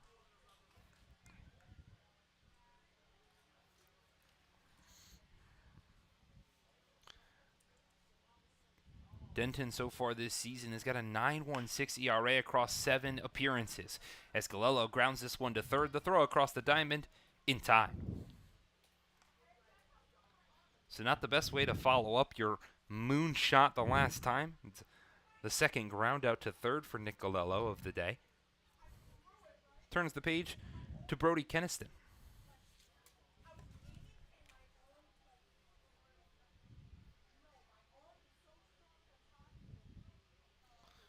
Keniston so far today is 1 for 1 with a walk and a run scored. He chops this one over towards the third baseman. It's fielded by the shortstop, Carrera. The throw across the diamond pulls Camilleri off the bag. And it's going to go down as an E6. So the third error for Oneonta puts a runner on for Glens Falls.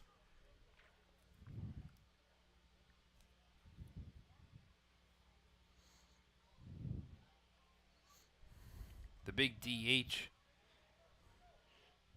Cameron Biller, steps in. He watches the first pitch that almost nails him.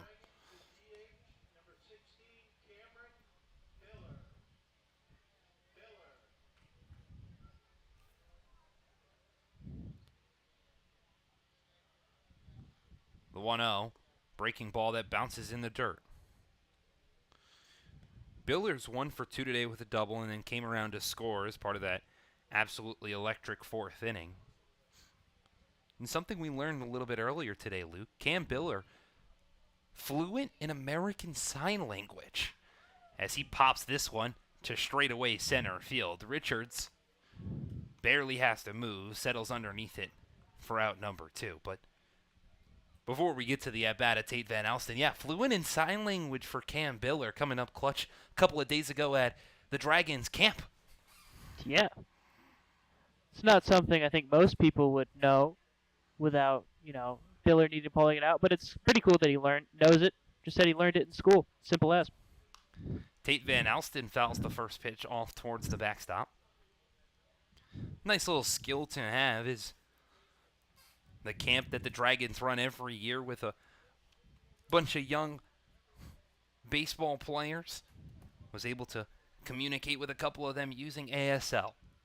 The 0-1 pitch, runners on the move. The throw down from Wirtz in time. That's the second runner that Ian Wirtz has thrown out on the base pass, and head coach Ryan Dio is furious.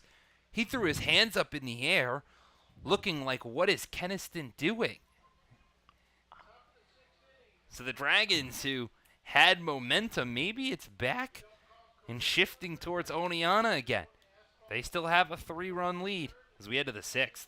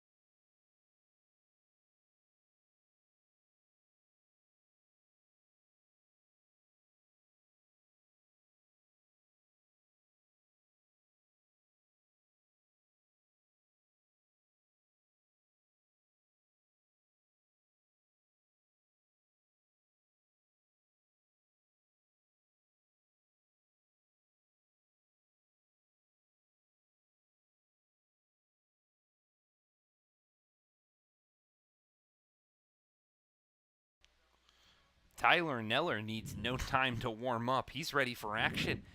In the top of the 6th, the first pitch he throws to Ian Wirtz is in there for strike 1. Wirtz is the guy that ended the inning with his second runner that he's caught stealing. Coming into today, Ian Wirtz had just caught 4 runners on the base pass. He's got 2 of them today, so a third of that action has come against this Dragon squad. He's been great today. 2 perfectly timed throws, perfectly placed throws too. As Neller, back-to-back off-speed pitches just too far outside, makes it a 2-1 count.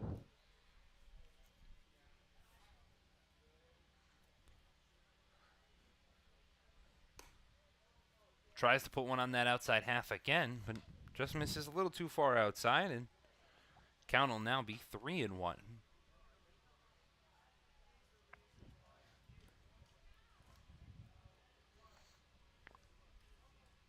The 3-1. Hit on the ground over towards Keniston at third, but it goes off his glove and into foul territory. Wirtz will take a round at first, and it's going to go down as a single for the catcher.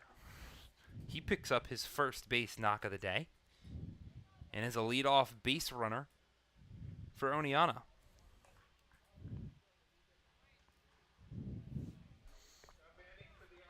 Tough play for Brody Keniston. He's had to make a couple of tough plays down the third base line. They call it the hot corner for a reason, and that one just took a tough hop off the back of his hand, so it goes down as a single for Wirtz. The first pitch now is lined over the head of Van Alsten and into center field. Jackson fields it cleanly, gets it back in quickly, and first pitch swinging from Cole Waterman puts 2 runners on with nobody out.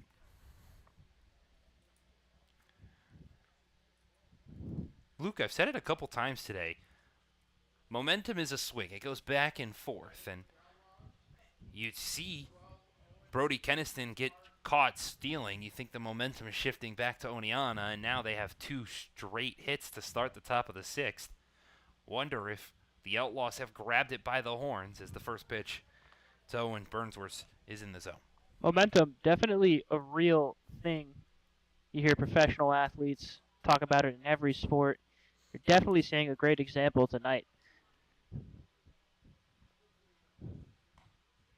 The 0-1 is hit weakly foul to the right-hand side. It's also interesting because this game is in contrast to 95% of the games that Glens Falls has played this year.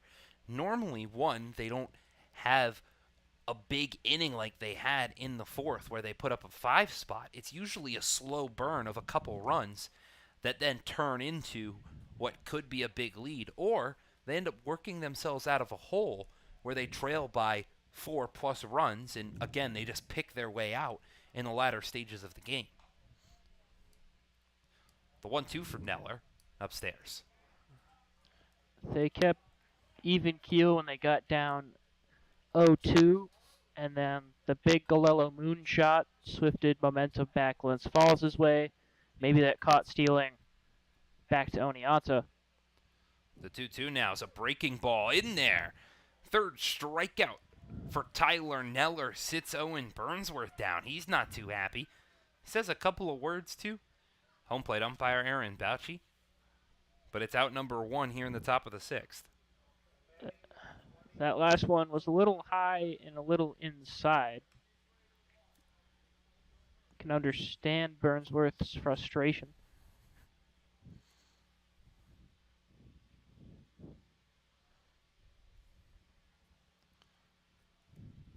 The first pitch now runs inside to Lorenzo Camilleri. And really, we want to talk about butterfly effect.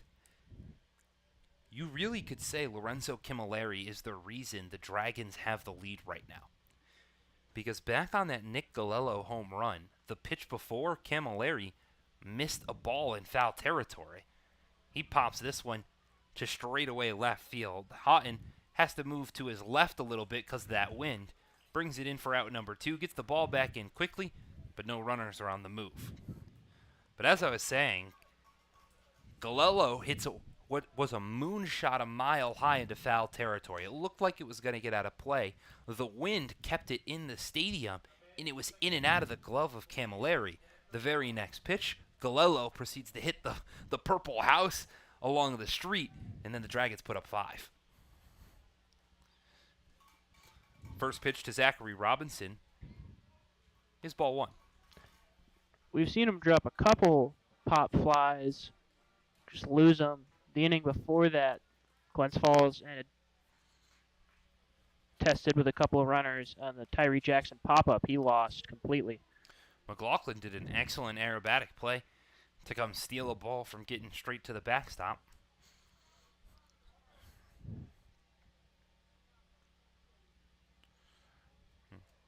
Tyler Neller looking to strand a pair of singles to start the 6th. The 2-0. Fouled straight back.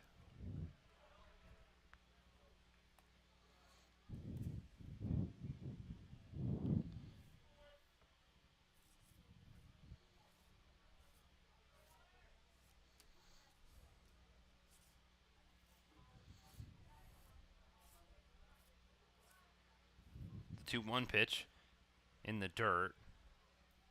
Count is now 3-1. This is the spot if you're Tyler Neller. You don't want to lose. Every batter matters. Every pitch matters. Even with some more movement for the Dragons in their bullpen. The 3-1 is low for ball 4. That'll load the bases with 2 outs and bring up the extra hitter, Hugo Conehurst.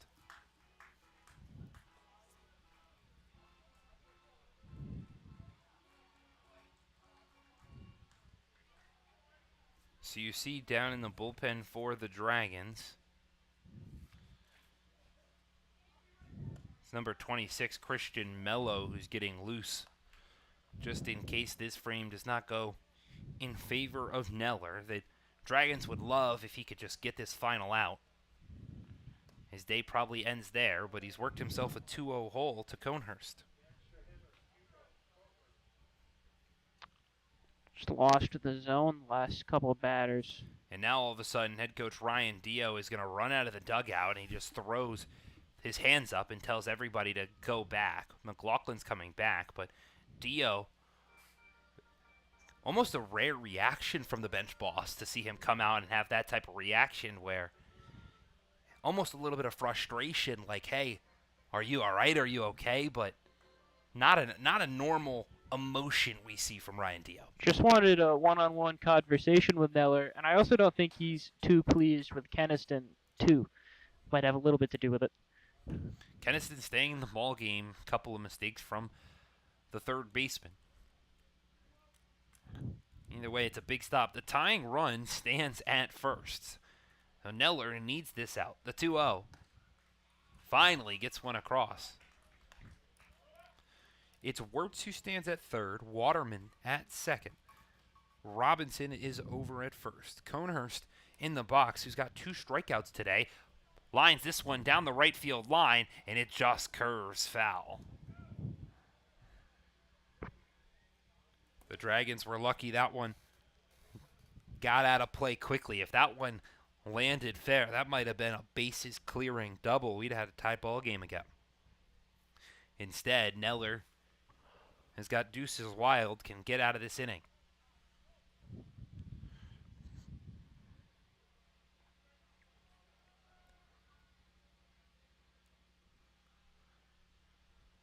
Gets the pitch. The 2-2. Swung on and missed. McLaughlin will grab it and step on the bag. And it's a strikeout to end the inning. The 4th of the day for Tyler Neller. It keeps Glens Falls' 3-run lead as we head to the bottom of the 6th.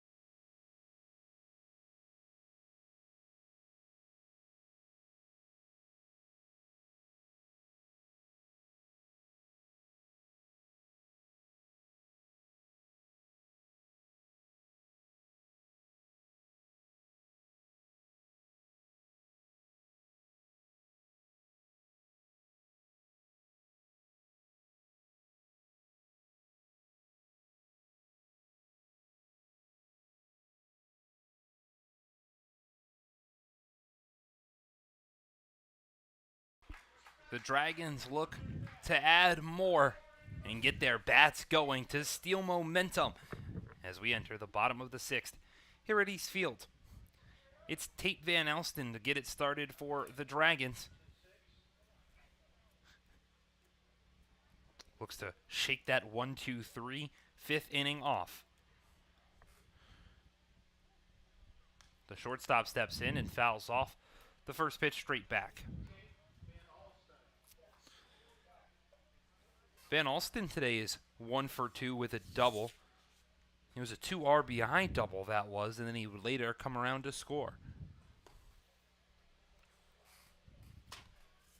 A double for Van Alsten. 2nd of the year. Doubled his RBI total. He's now up to 4. The 1-1 he swings at right over the top of.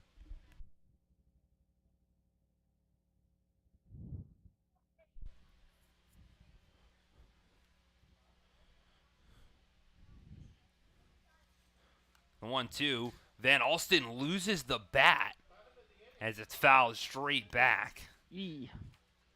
Well, maybe a little bit of pine tar or some spider tack needed for the shortstop as Ryan Dio comes over and picks it up, hands it to him. And you see Van Alsten grab that middle of the bat, usually where the players will leave their pine tar, and grabs a couple extra handfuls. He hopes to keep the wood in the hands. The 1-2 almost hits the top part of that bat. Count leaving at 2 apiece.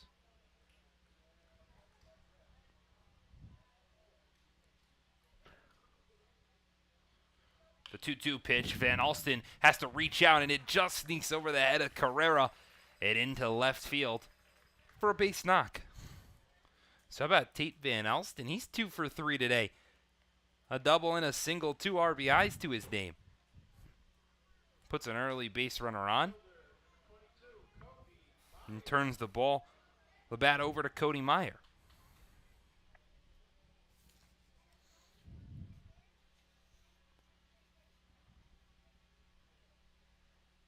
Meyer takes the first pitch, hits it down the third base line, and past Woodridge into left.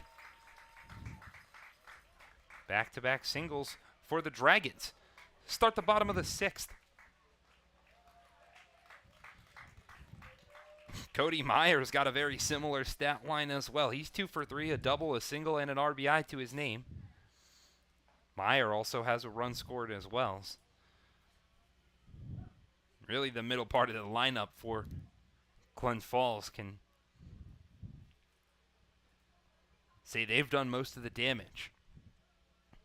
It's Brendan McLaughlin who steps in. He'd like to join the hit party. He watches the first pitch upstairs.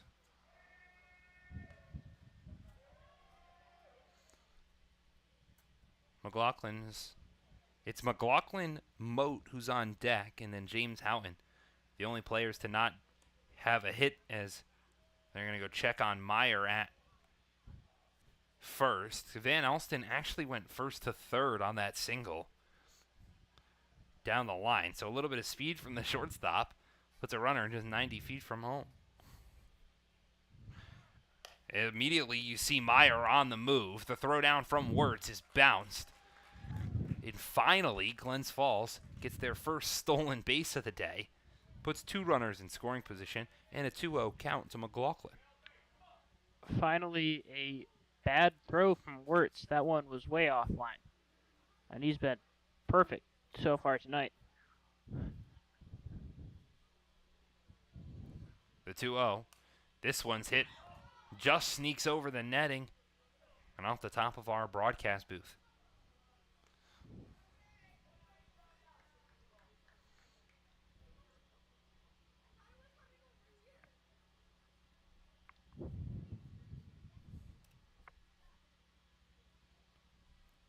Now the 2-1. This one's popped weakly into left center field. It's going to get down because the infield was in. Head coach Dio is sending Meyer home. The throw, not in time. McLaughlin has a 2 RBI single, and he advances to second on the throw to make this now a 7-2 ball game.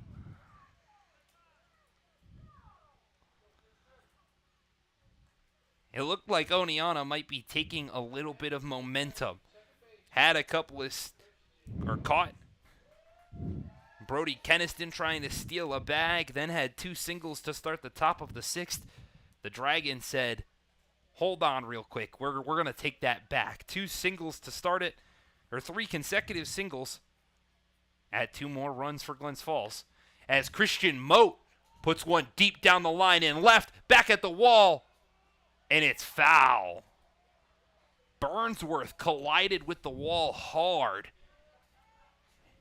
Just left of the foul pole. And Christian Moat was about 5 feet short and about 3 feet to the left of his first home run of the season. Even if that hit the wall, that was probably going to be a double and score McLaughlin. Tough break. Instead, it just goes down as a long strike in the stat book. And it's an 0-1 count to Moat. The pitch from Denton as Moat squares the bunt is well upstairs. Only Christian Moat puts one about 5 feet shy of a home run and decides, you know what, I'll square around.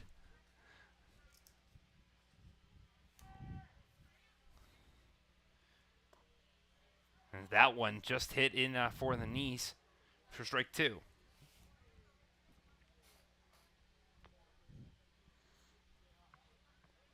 Denton was good in his first inning of work. Since then, the Dragons have gotten to him.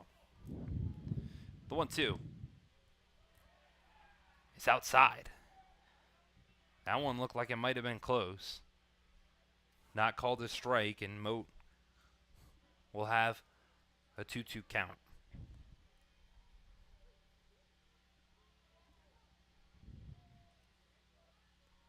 The 2-2 pitch is chopped over towards the shortstop Carrera. He fields it cleanly, throws across the diamond in time to grab the second baseman.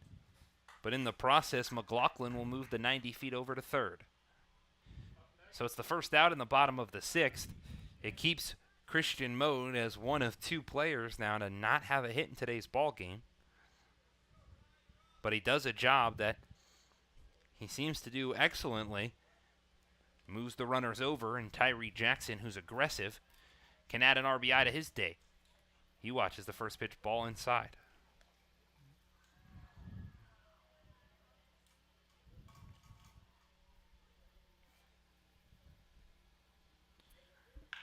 Jackson hits that one down the third base line. McLaughlin will score easily. And it's a second single, or a second hit for Tyree Jackson. This one's an RBI single. And the Dragons now lead it 8-2.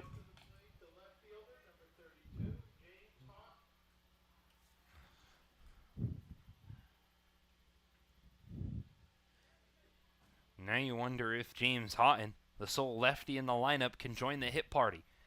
He takes this one weakly out to left field. A dive, and it makes the play. Burnsworth steals the hit from James Houghton. And that way it keeps him and Moat as the only guys without a hit in today's game. Great catch. Able to dive. Burnsworth wasn't running full speed. He took his foot off the gas a little bit, but came in to grab it nonetheless, and it's out number 2. Nick Galello steps back into the box. He watches the first pitch upstairs. So far today, he's 1 for 3.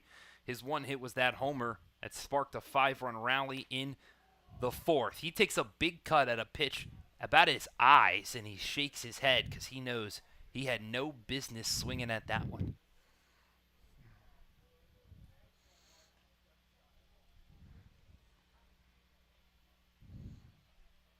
So now Denton has got a 1-1 count.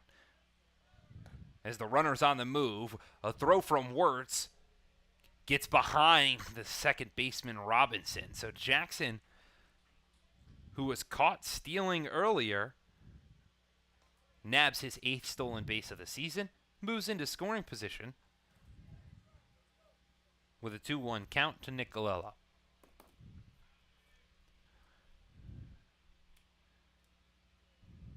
Denton comes set, no one holding on Jackson. The pitch is right down Broadway.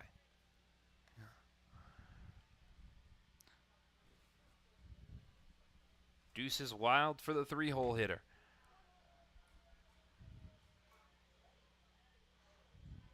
The pitch. Outside. Jackson on the move. And Wirtz is just going to let him take third.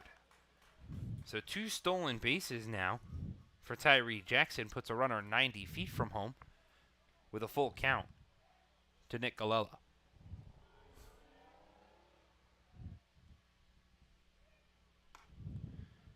And Galello will watch the ball outside for ball 4. So he'll happily take his way down to first. Put runners on the corners with Brody Keniston. Keniston today is 1 for 2. Had that single back in the 4th and then came around to score.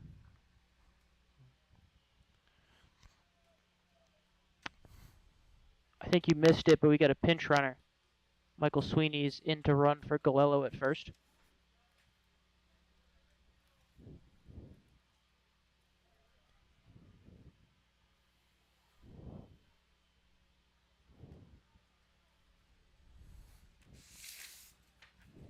Maybe a little bit of a day off. Half a day for Nick Galello after he got the action started.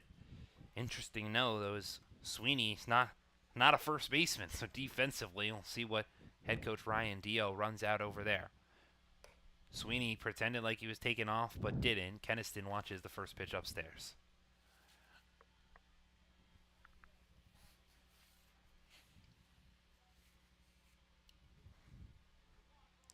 Now Sweeney's on the move. The throw down from Wirtz is in time. Ian Wirtz has thrown out 3 runners today. Coming into the ball game, he had just 4 on the season. The Dragons have been caught sleeping on the base paths. But they still put up a 3 spot and now lead it by 6 as we head to the 7th inning.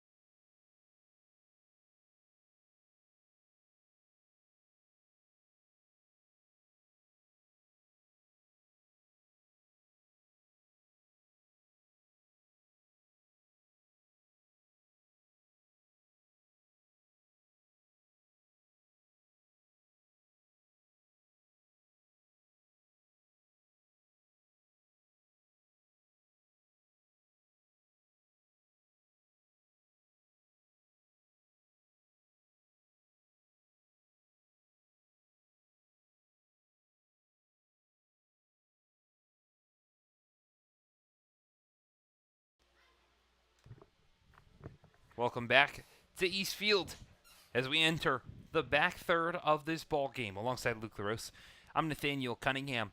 Michael Sweeney, who came to pinch run for Nick Galello and was caught trying to steal second, he hasn't played first base at all this season until today. He takes over down at first base for Galello, and then there's a new pitcher on the mound. It's Christian Mello, who will take over the bump from Tyler Neller, who scared everybody a little bit, but he went 2 innings of work and kept it clean with Mello taking over. His first pitch that he throws to Thomas Woodridge is fouled straight back. Sweeney, I guess, super utility guy. Play about every position.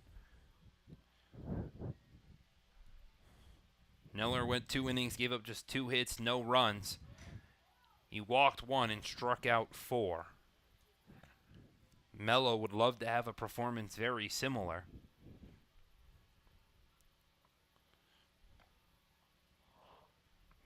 Maybe be a little more efficient, but you can't complain from what you got out of Tyler Neller. The 0-2 from Mello runs inside for ball 1. So far this season, Christian Mello has got an 8.10 ERA across 9 appearances. He's not really gone more than an inning of work. He's got just 10 innings pitched this year, where he's given up 9 runs over those 10 frames.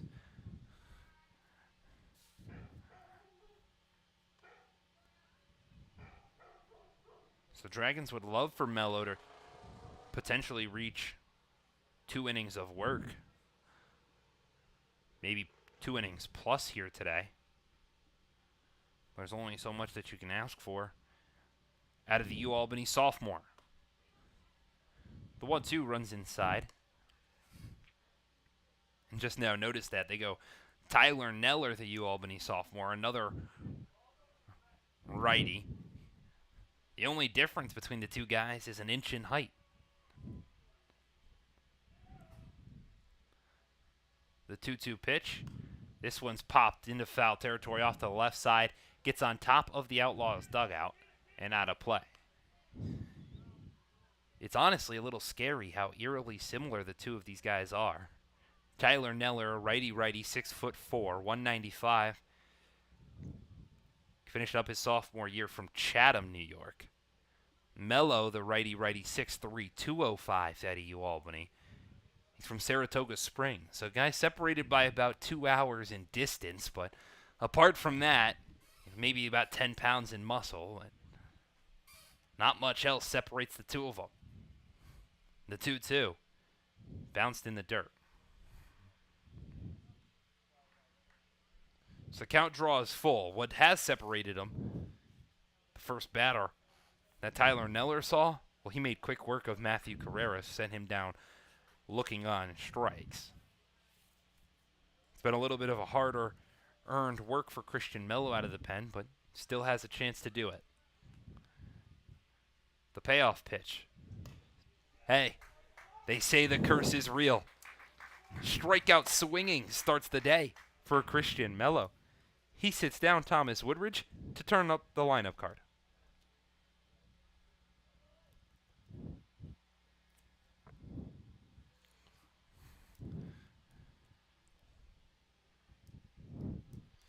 So Mello's now got to face Carrera, who started the outing against Neller. And Carrera today is 1 for 3. Had a single back in the third, but otherwise has popped out and struck out.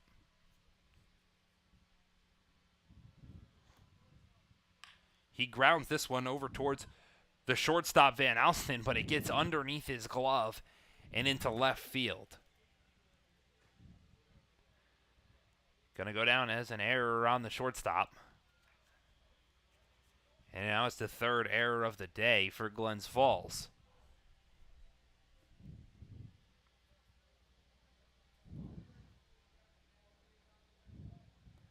That puts a runner on base for Oneonta. Brings up Dane Richards.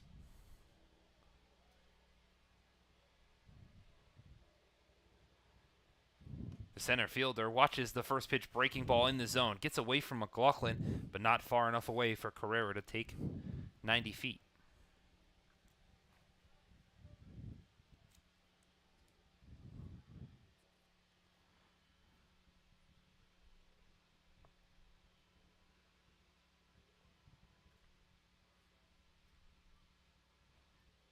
The 0-1 is sliced well out of play over towards the snack shack.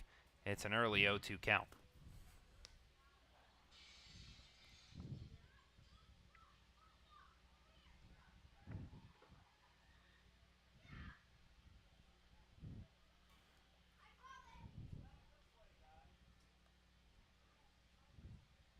From Mello.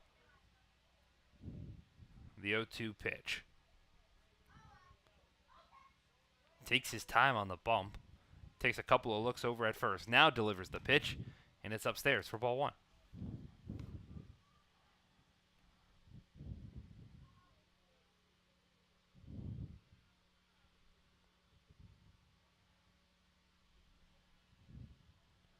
Miller will come set again. Take a long look at Carrera at first. The 1-2 hit over towards Van Alsten at short. The throw to second gets one. And no attempt at first. So the Dragons get the force out on the flip from Van Alsten to Moat. And that'll allow Richards to reach on the fielder's choice. But now 2 outs.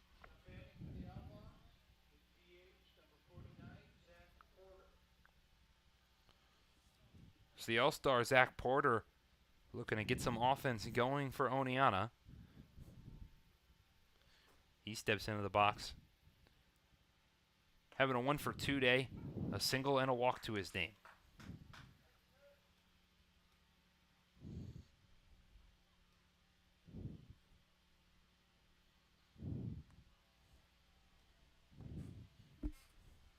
The 0-1 pitch bounced in the dirt.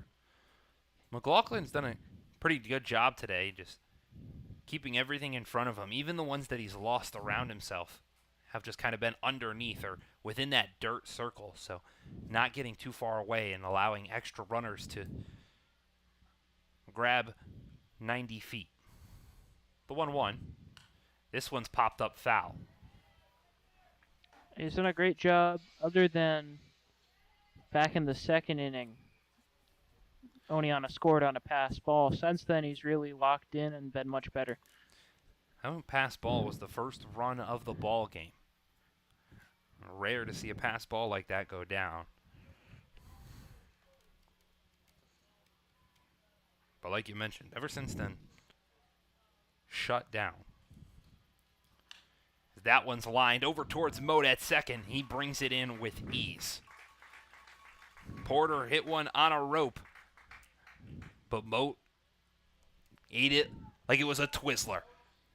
Swallowed it up to end the top of the seventh, and now Glens Falls can put some more on in the bottom half.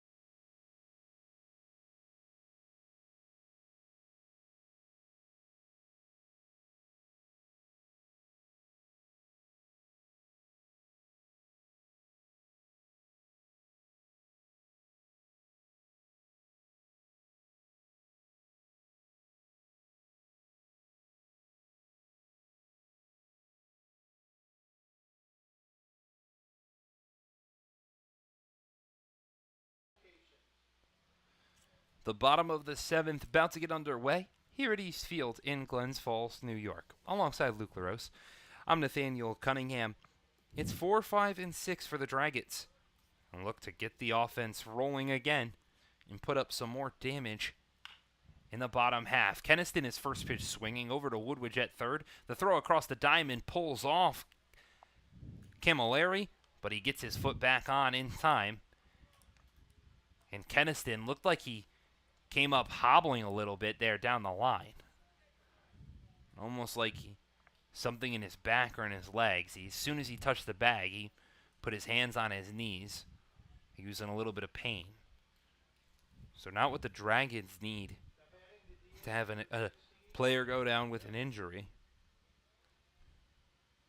But that'll turn the page for Cam Biller. He's 1 for 2 with a double today. Come around to score as well.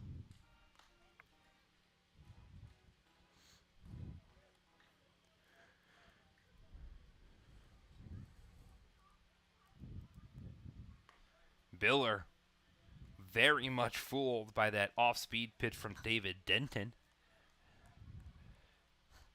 Digs himself an early 0-2 count. Denton's pitch bounced in the dirt.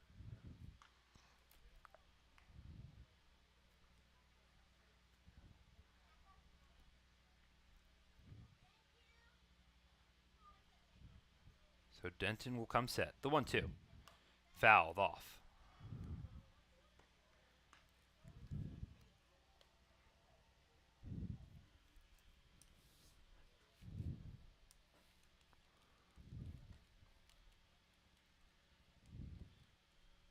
The pitch. Chop. This one foul over towards the Outlaws dugout.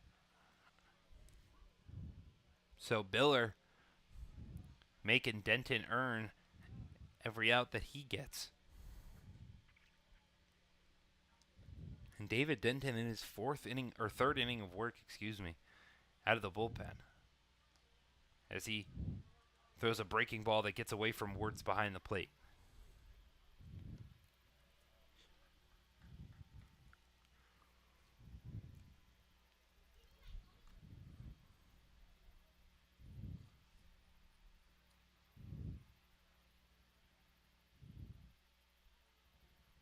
The 2-2. This one's popped up a mile high out into the left center field gap. Both Burnsworth and Richards going back, and Richards makes the catch on the run. The center fielder collided with the wall just to the left of the CWI side and robs Cam Biller of what would have been a loud double. Instead, it's out number 2. For a second there, I thought that ball might have been gone. The way both outfielders had to cover a lot of ground, but nope, it stayed fair. That wind definitely helped push it out there. But he was caught just on the track and stealing a hit from the Dragons. In steps Tate Van Alsten, who's 2 for 3 today. A 2 RBI double and a single. He's got 2 runs to come around and score as well.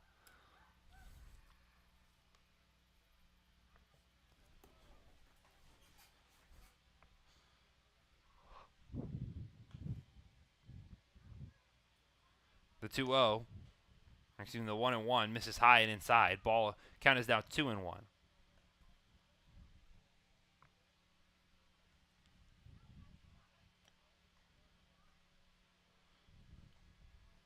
The pitch, right down Broadway. In Denton, about to make quick work of the Dragons in the bottom of the 7th.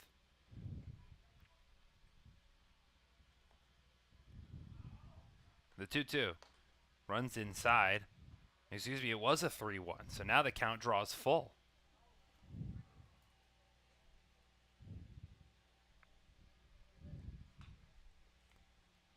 The payoff pitch, swung on and missed. Denton has a 1-2-3 inning in the bottom of the 7th, giving Oneonta every chance they can to work back into this ball game.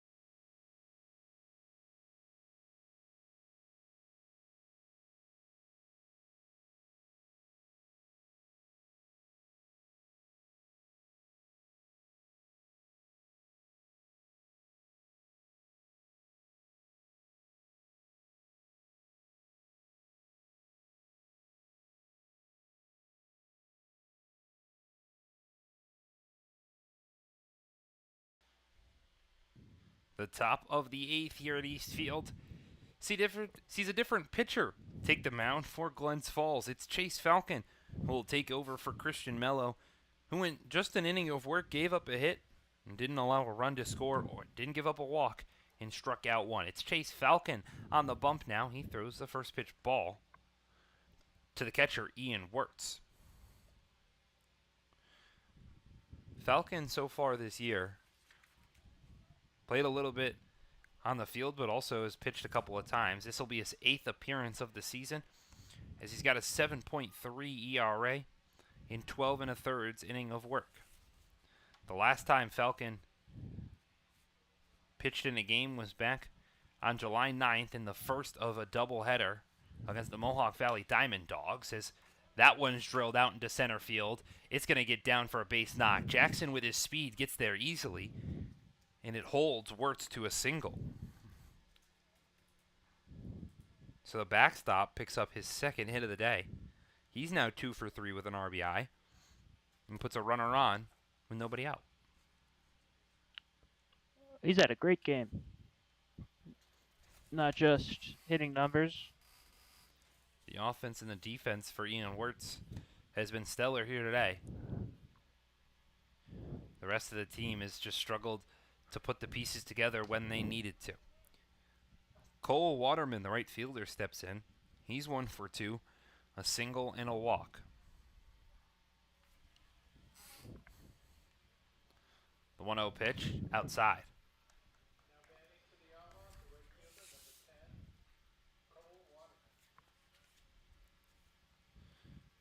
Has been one of the struggles for Falcon. He's got 11 walks through his 12 and a thirds inning of work. The 2-0 also misses outside.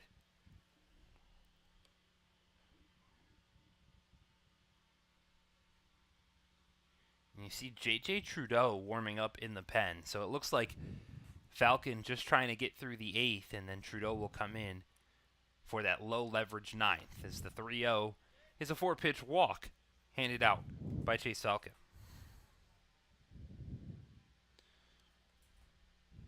We've also seen head coach Ryan Dio bring in Trudeau for more than a 3-out save. With the game being where it's at and a 6-run lead, it wouldn't be a save for Trudeau, but a relatively low leverage position either way.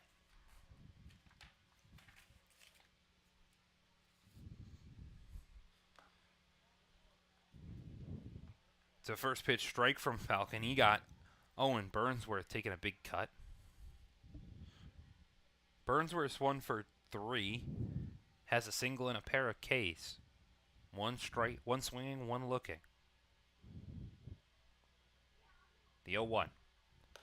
High.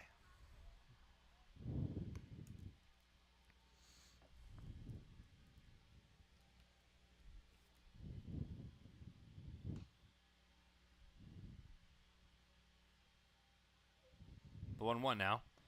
It hits the knees for strike 2. And it looked like Falcon was more concerned about going east to west. And now he's realized that north to south is the zone that Aaron Bouchy, the home plate umpire, is calling. The 1-2, breaking ball outside. Yeah, he's had some questionable calls at the top and the bottom of the zone. Side to side, he's been pretty good all night. We've said some questionable calls from the home plate umpire. Field umpire Scott Paul hasn't got his name mentioned, so make sure we throw that in there. As the 2-2 is swung on and missed, Falcon picks up his first strikeout of the pen. But the field umpire in today's game, Ben Steller, made a couple of calls, especially on a couple of stolen runners. They haven't gone in the favor of the Dragons, but they've been the right calls. So in steps the lefty first baseman Lorenzo Camilleri. He's 0 for 3 today. Has a fly out, a ground out, and a strikeout to his name.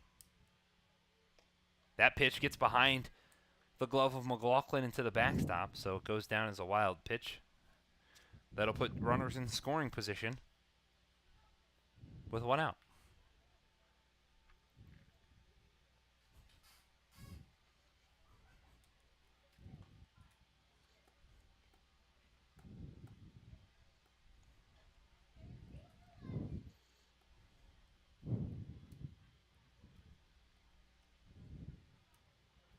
The 1-0 chopped back up the middle. It's grabbed by Falcon on the mound. He checks the runner back to third, almost overthrows Sweeney at first. But what an athletic play from Chase Falcon. Plays a little bit outfield, so you know the defense is stellar. But he grabbed it off the mound. He looked Wirtz back to third and then threw over to first. Granted, almost errant to Sweeney, but delivered the 1-3 putout for out number 2. And now he just needs one more to keep it clean. The first pitch to Zachary Robinson misses upstairs. The second baseman today is 1 for 1. Had a single back in the fourth, but has reached his other 2 plate appearances due to walks. That one gets away from McLaughlin behind the plate. Into score is going to be Wirtz, and over to third will be Waterman. So the Outlaws get one back. They now trail 8-5. On a bad wild pitch from Chase Falcon. Pitcher made an excellent play to keep that run from coming into score, and 2 pitches later they score nonetheless. The 2-0 swung on and missed. That one looked like it just fooled Robinson out of the hand. He almost fell over the front of his feet. Makes the count 2-1.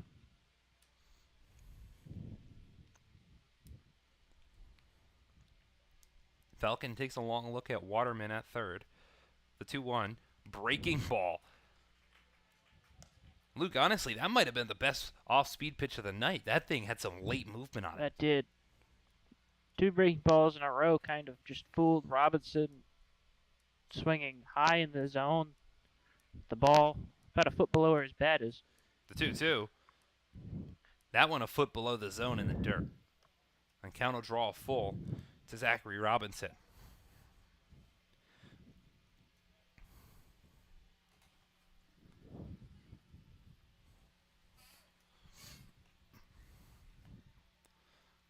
The payoff pitch. Swung on and missed. 2 strikeouts for Chase Falcon. And what more than likely is his sole inning of work today. He gives up a run, but the Dragons still have a 5-run lead. We head to the bottom of the 8th, where Glens Falls looks to add some insurance.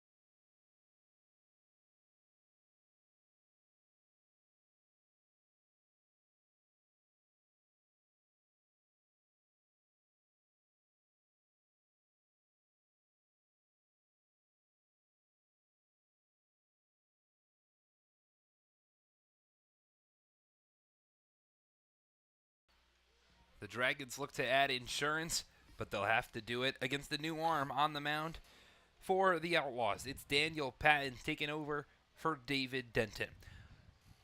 I'm Nathaniel Cunningham, joined alongside Luke LaRose. Denton's day ends after 3 innings of work. He gave up 4 hits, allowed 3 runs, all of which were earned. Gave up just 1 walk and only struck out 1. Patton, who takes over on the mound, has got a 10.19 ERA through his 9 appearances this season. He's thrown 17 2/3 innings, but he's given up 20 earned runs.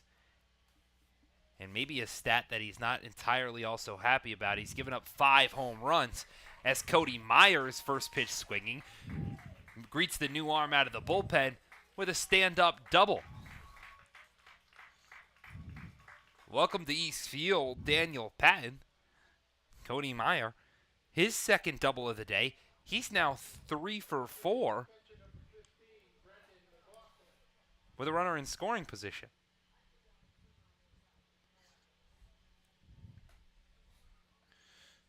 So the catcher, Brendan McLaughlin,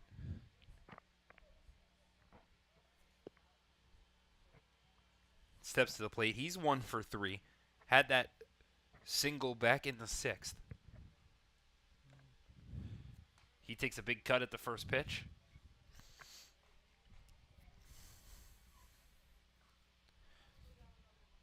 Daniel Patton, the last time he took the mound was back on July 12th in a 12-6 loss to the Utica Blue Sox, where Patton went 2 innings, gave up just a hit, allowed a run, and a walk.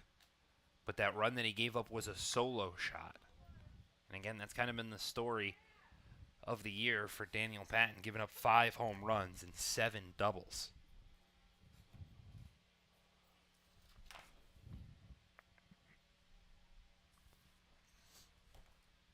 The 0-2 to McLaughlin is chopped foul. The backstop doing everything to stay alive. Waiting in the wings is Christian Mote. And Mote, one of just 2 players to not record a hit today. But Mote still does have a run batted in. He had a sacrifice fly back in the 4th.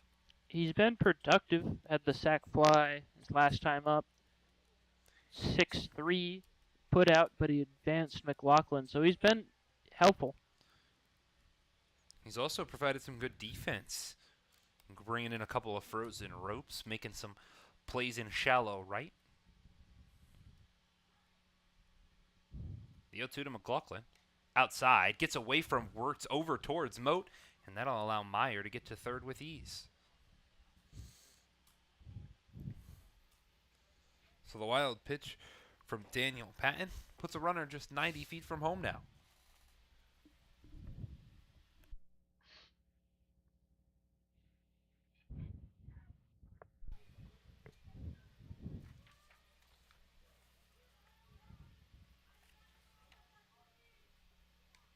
That's the first wild pitch of the season for Daniel Patton. A guy that normally is pretty good about finding the zone. But his 1-2 pitch can't find the zone. It's low.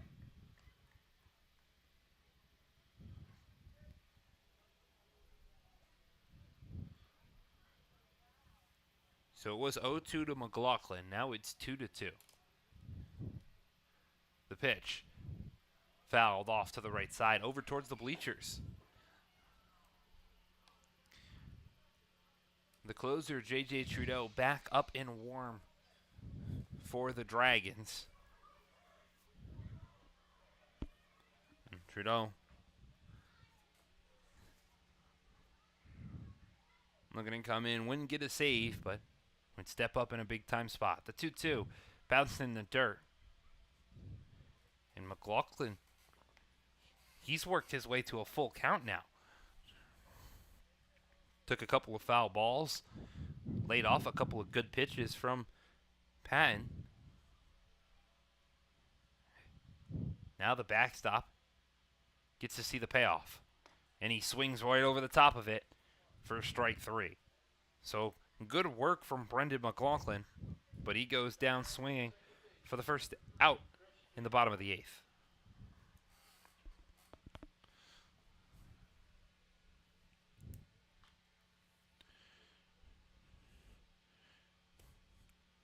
I'm sure Christian Mote not only would like to join the hit party for the fact that he would love that as he chops this one over towards the third baseman, Woodbridge. That's thrown across the diamond to first, and I won't even finish the sentence. I was going to say Luke because he would love his 4th hit of the season and what would be his 2nd RBI, but Gonna have to wait. again, that broadcaster's curse. You mentioned it a couple times today. It seems like every time the words fly out of my mouth, not too much longer later. Good thing for us, you broke up the no-hitter all the way back in the 3rd. That did happen. Maybe important for the Dragons that I keep spewing a little bit more of that information out of the lips, saying things like they're getting no hit through 3 1/3 because 2 pitches later, Michael Sweeney hit that absolute moonshot, and then the Dragons put up a 5 spot. They've had a lead, and they haven't looked back. The 1-0 to Tyree Jackson.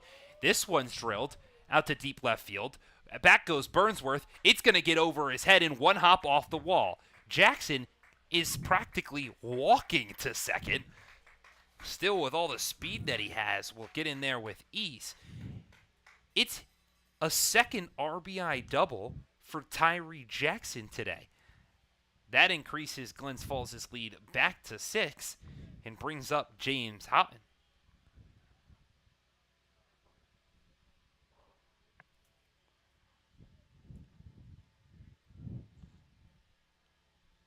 So the uber-aggressive Tyree Jackson cashes in, scores Cody Meyer for the 3rd time today. And now, James Houghton, who's trying to join the hit party, hits this one down the left field line, and it gets over the fence, but in foul territory. The left fielder, the other member that is hitless today, tried to put one up Otako and just pushed it a little too far. So James Houghton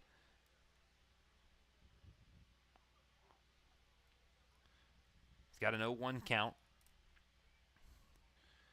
He's 0 for 4 today. 2 strikeouts and 2 lineouts. 1 to the second baseman and 1 to left.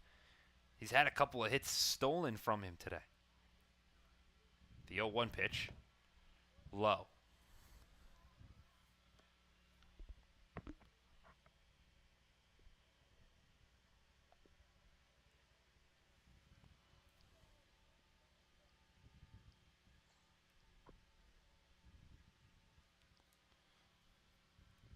The 1-1 now. Outside. Wirtz did a good job trying to frame that pitch. Home plate umpire Aaron Bouchy's not having any of it.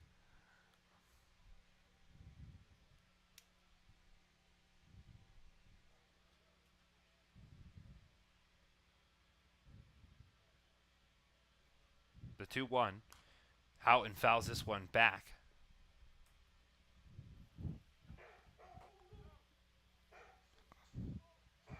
So now we get Deuces Wild here in the bottom of the 8th. 2 balls, 2 strikes, 2 outs.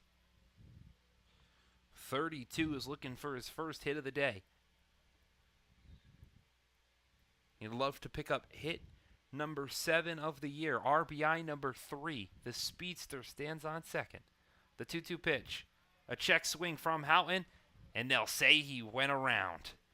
The 3rd strikeout for the left fielder ends the bottom of the 8th, but the Dragons add 1 more, and they have a commanding 6-run lead with J.J. Trudeau coming to close it down.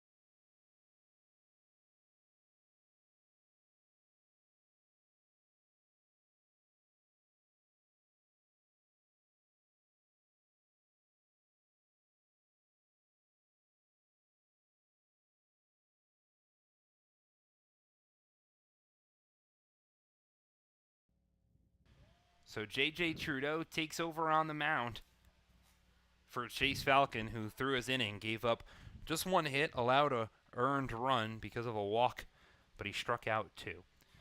So the closer comes in a non-save situation to try to get the game in the win column and move Glens Falls back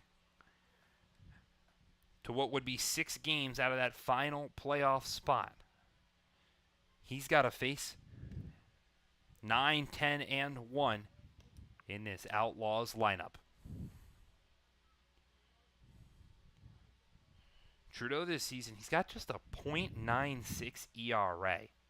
Been absolutely stellar, especially out of the bullpen. In his last time out against this Outlaws team on July 11th, he came in a save situation and gave up his first run of the year. As the 1-0 is hit back up the middle. An excellent play from James Houghton over there Christian Mote over there at second, but the throw is not in time.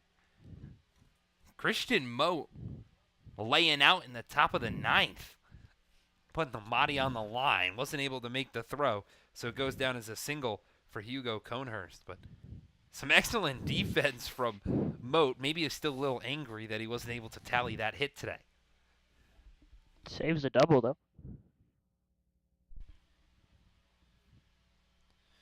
So now there's a runner on first with nobody out, and the 10-hole hitter Thomas Woodridge at the plate. He's first pitch swinging. This one weakly hit down the third base line, but it lands foul. Woodridge today is 1 for 3. Had a single back in the third, but is struck out and grounded out otherwise.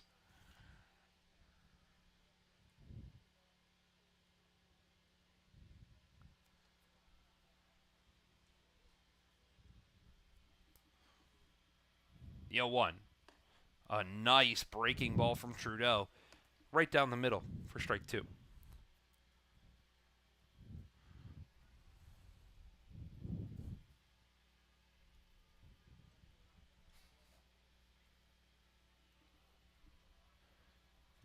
The 0-2 pitch. Another breaking ball. This one just too high upstairs.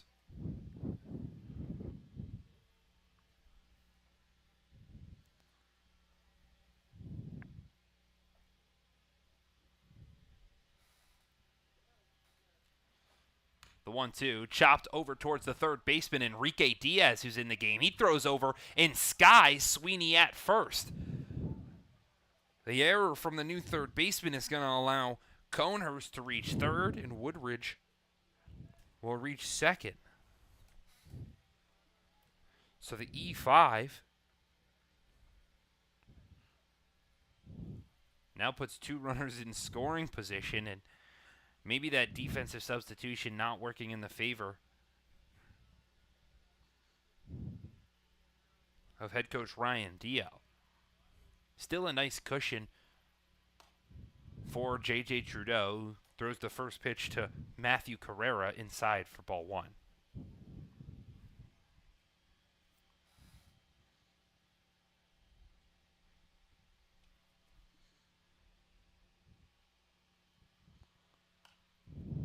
That one's fouled off to the right-hand side.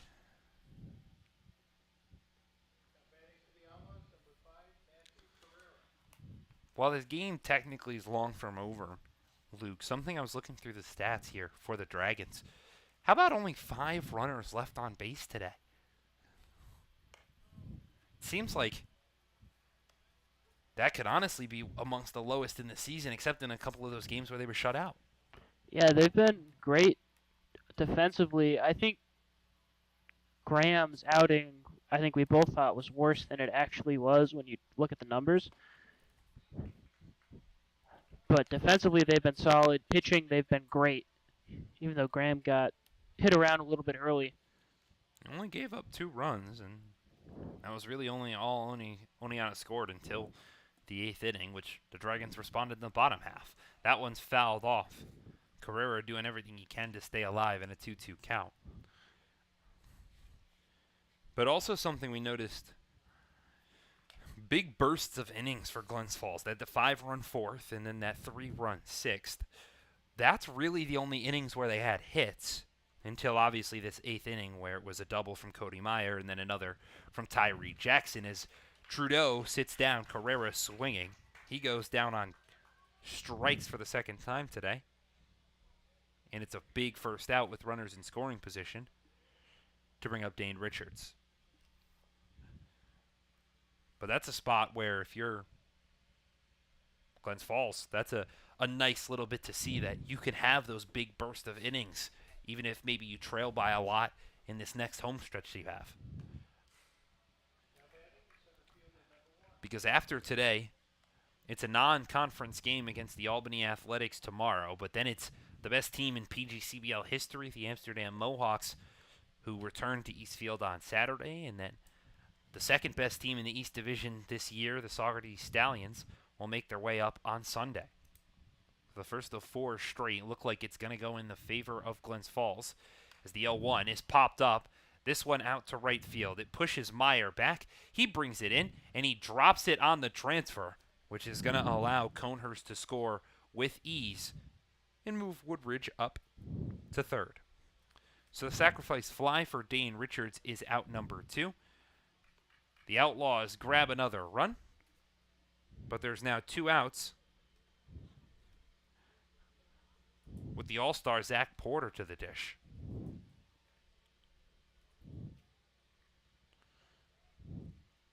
So Richards, who was 0 for 4 for the day coming in, tallies an RBI in his 5th at-bat. And now he gives it to Zach Porter, who's 1 for 4, or 1 for 3 today with a walk and a single back in the first.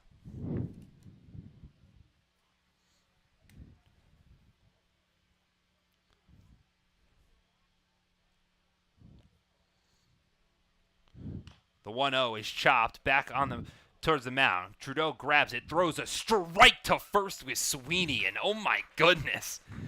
Put a punctuation mark on this game, J.J. Trudeau.